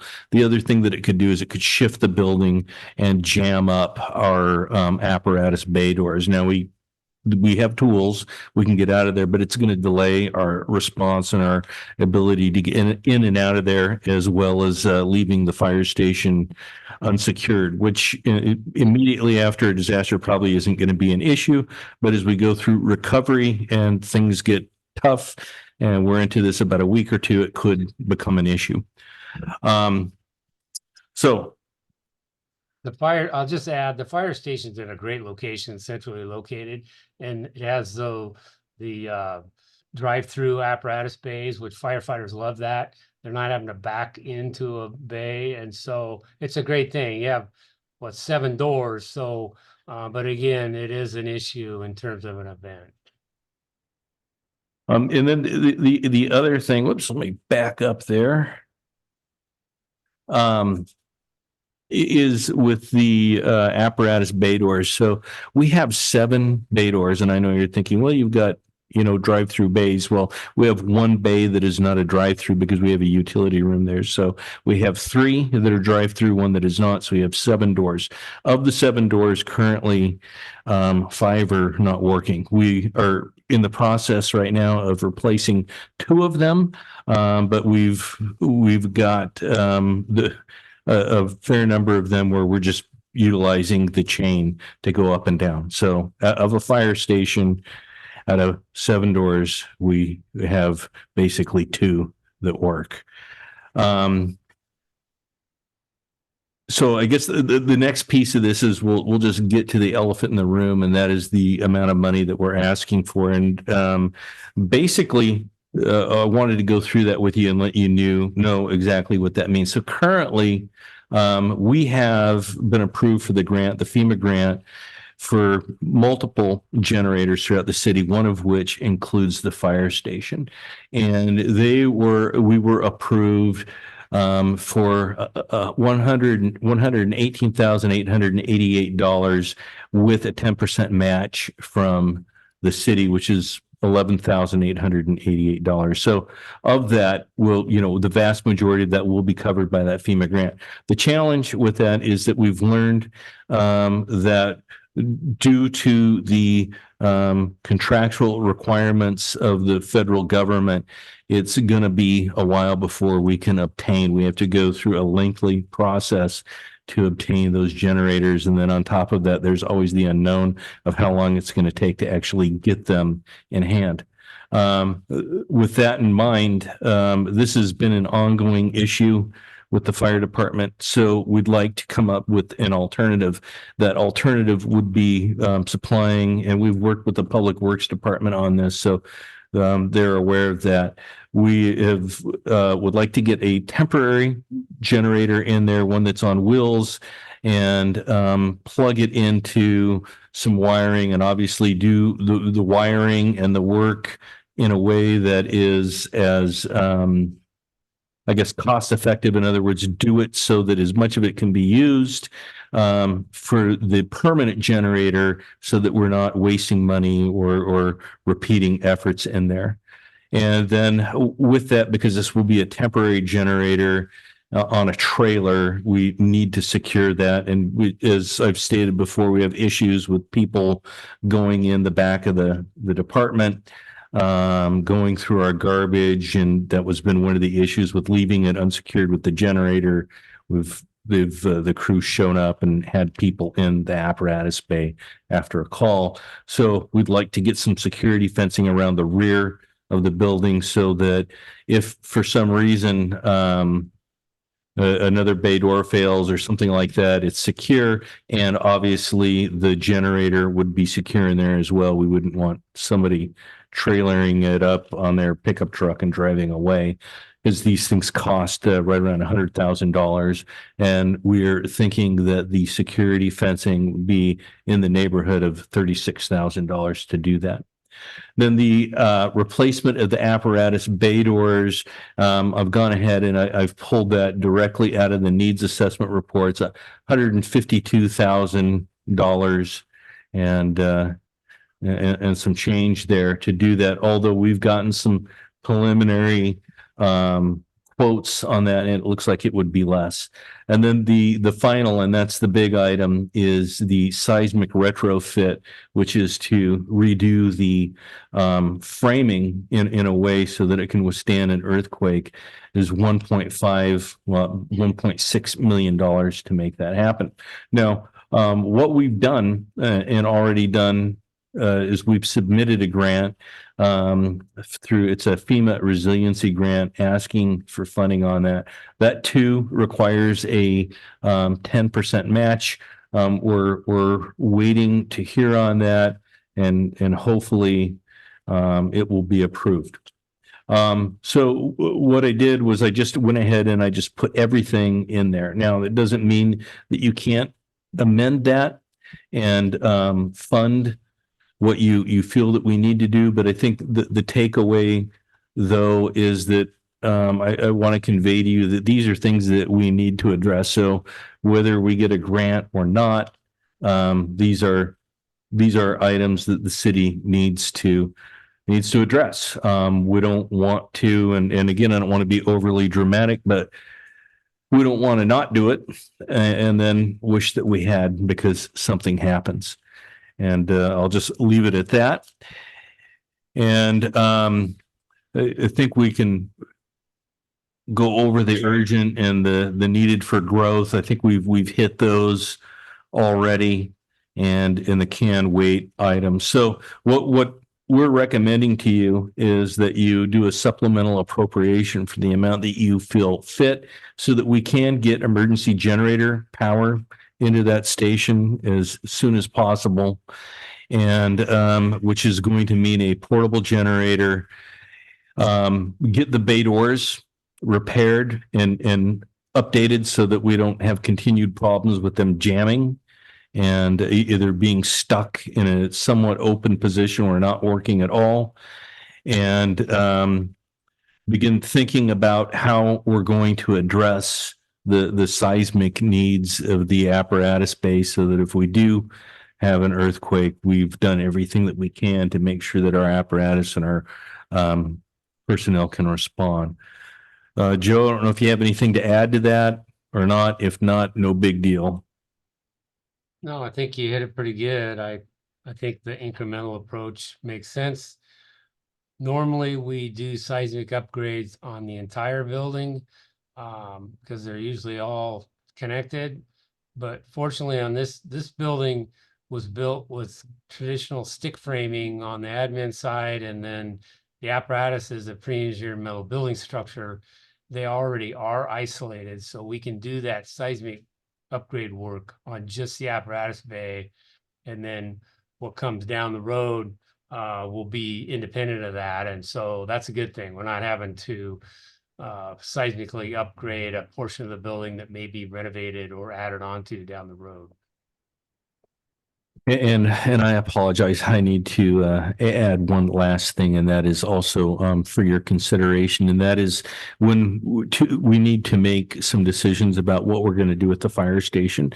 And obviously, you know, the last item on the agenda after a long night is not the most desirable time to continue to discuss those things. But there is a lot of information and a lot of consideration that you as a policy making group need to factor in. And so I recommend that you either at some point schedule a series of workshops, or, and this would, I think, would be a more effective way, would be to create an ad hoc committee that focuses on this item and makes recommendations to the city council.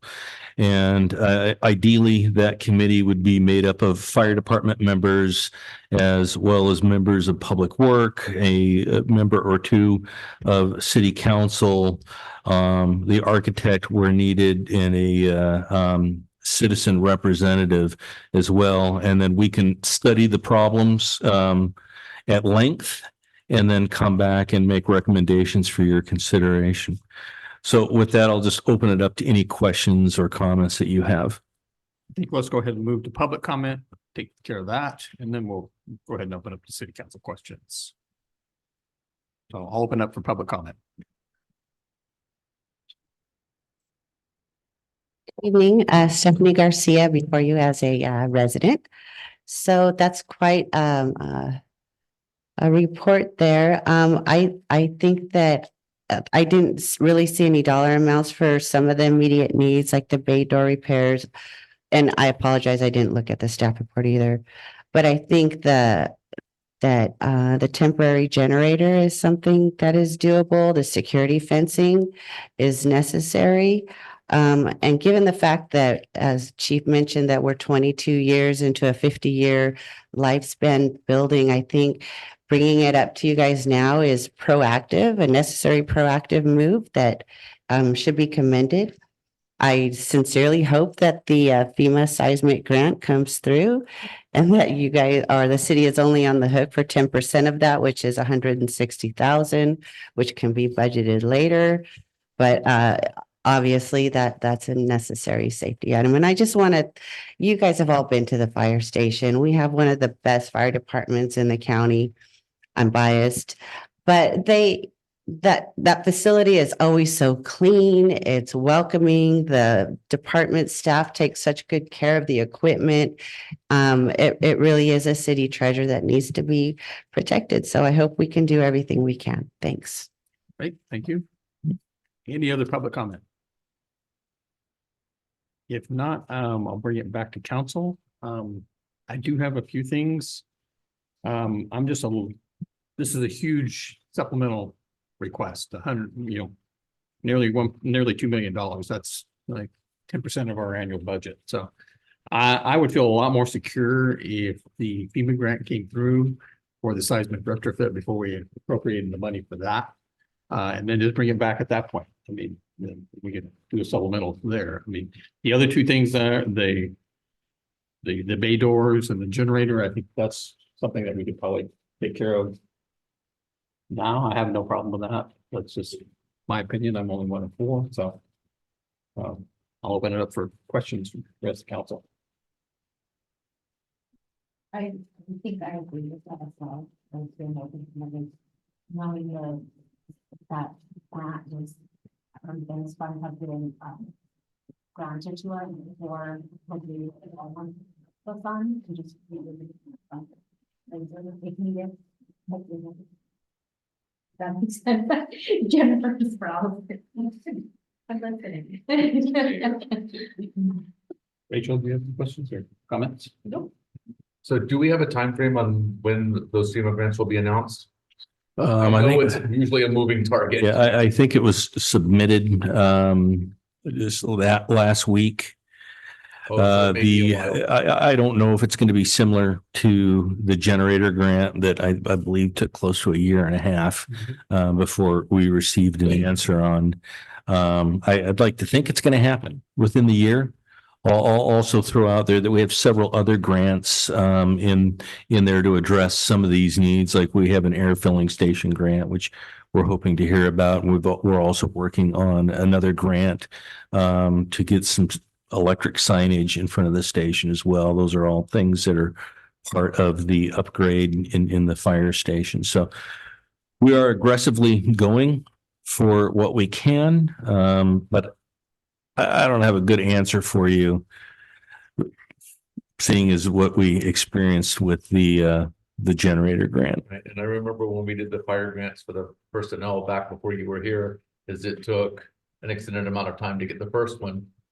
I believe it was 18 to 20 months to get that one. So it takes a while, unfortunately. And we do have a lot of needs. I mean, there's only so we were a balanced budget this year. This is a supplemental. So I mean, we're spending out of reserves. So I think I would feel a lot more comfortable going with say like the 300, is it like 309.51 is the number I came up with. Does that sound? Well, if you include the 10% of the generator that we've already got the grant for, it's 320, 939.80. That's no small supplemental appropriation in itself. So right. But we do have ARPA money. Okay. That is carryover from previous year. And I think all these needs are real. I mean, I'm not disputing that. It's just how do we get them all done and get them paid for. So without, taking money from another essential service, so. I'm open to a motion on this item.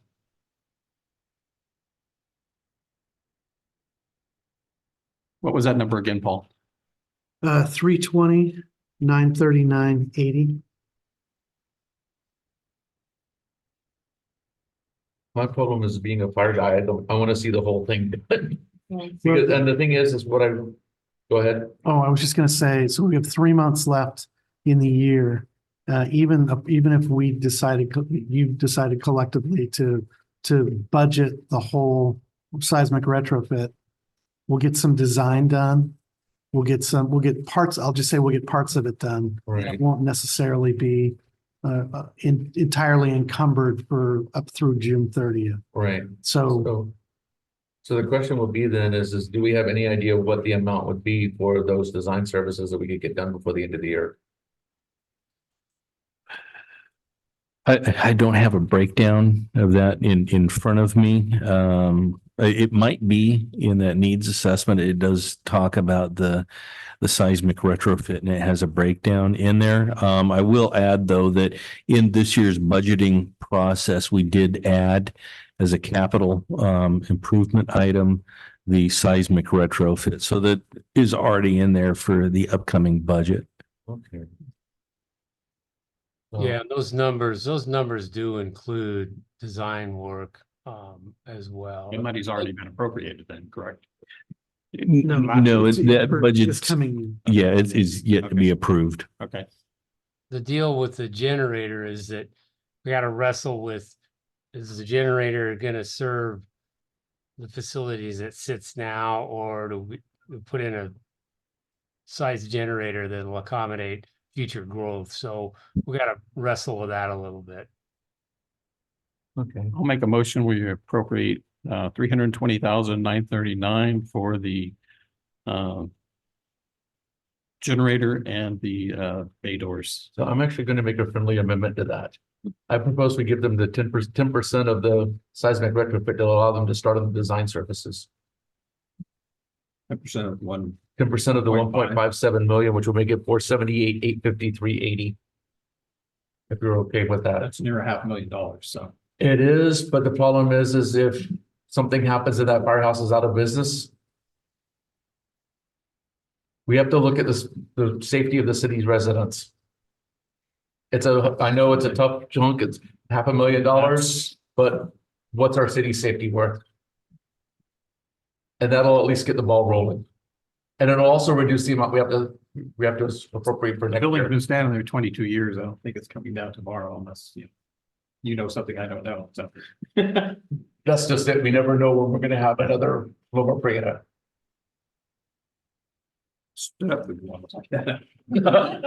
Where's the nearest one? Yeah.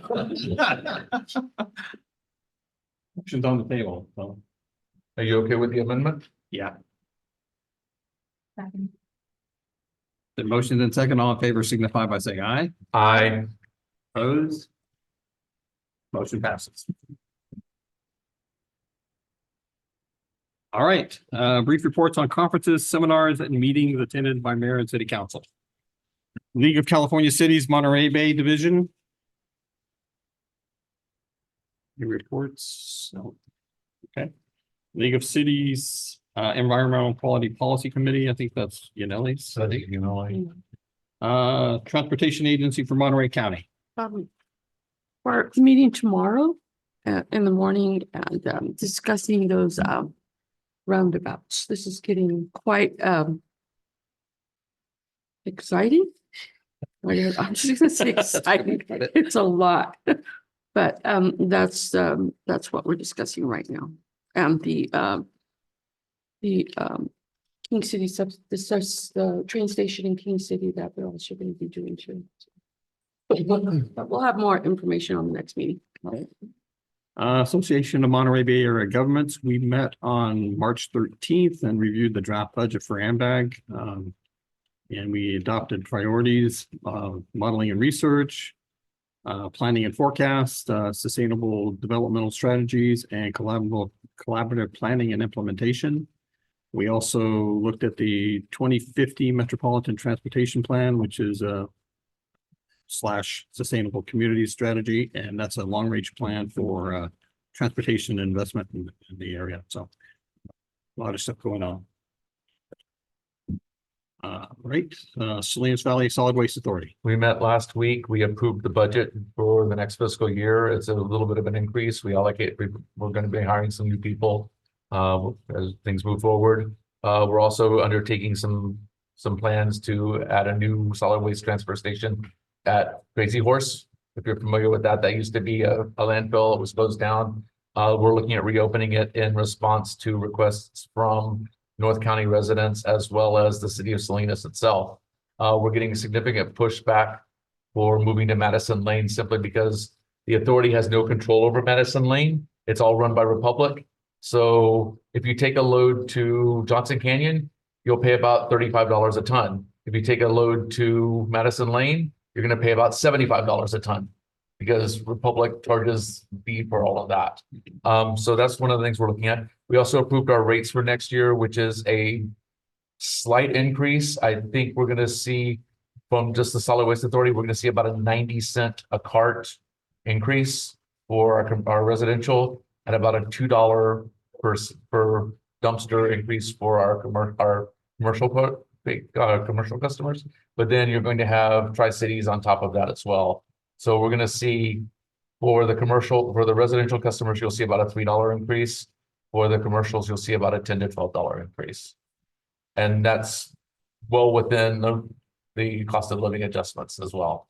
So that's what's happening with the Solid Waste Authority. Right. Monterey Salinas Transit. The meeting took place during the time my mom was hospitalized, so I didn't go, but I do have the highlights. The board approved the purchase of 19 bus stop shelters and approved the current discount for bus passes to continue for an extension of the current school bus pass program. So that will be continuing in the coming year. And what that provides is instead of the students paying the $13 monthly fee, MST pays half and the school pays half. And so it provides the free passes to students. And also a discount for bus passes for nonprofit fitness service agencies. Okay, thank you. South Salinas Valley Broadband Authority. We have not met since the last meeting. Our next meeting is, I believe, May, because we only meet once a quarter. All right. Monterey County Mayor's Association, we met on March the 1st, along with our normal businesses, along with, report on tight state budgets. We heard from Fred Muir about the military's importance in Monterey County economically and defensively. Even after Fort Ord closing, we still have the DLI, the Naval Postgraduate School, and Thunder Liggett. So they're a big economic impact for our communities. He also went over major concern for security of the area and country is a power grid vulnerabilities. So he really stressed that the city should prepare to be on our own for extended periods of time. So it just kind of reinforced how important these generators are. So we need to be as ready as possible. So, right. Next one is Salinas Valley Mayors and Managers Meeting. We met yesterday in Salinas. Talked about various issues facing the cities. One of the items discussed was whether to continue with the Monterey Business Council with managing our broadband installation and maybe taking that over ourselves. So we're looking at possibly doing that. So, Paul, did you have anything to add to that? No. Okay. All right. And Planning Commission. I don't believe they've met since we've met last. No. Right. City Attorney report. I have nothing to report. City Manager report. Yeah, two small things. We were notified over the past 2 weeks that we've received 2 grants. One is the California Volunteers Grant, $528,206. We'll be using that for our internship program over the next 18 months, and that'll be a big boost. So we should be able to serve our youth and get them ready for the working world. And then we also received $793,000 from Reconnecting Communities and Neighborhoods programs. We'll use that for design of the expansion of the Walnut Avenue overpass, the Oak Avenue overpass, and a feasibility study for a pedestrian walkway over the freeway at Apple Avenue. So those are both that's 1.3 million for things that actually are looking towards the future. Right. That's it. Very good. Thank you. All right. The meeting is adjourned. Thank you very much.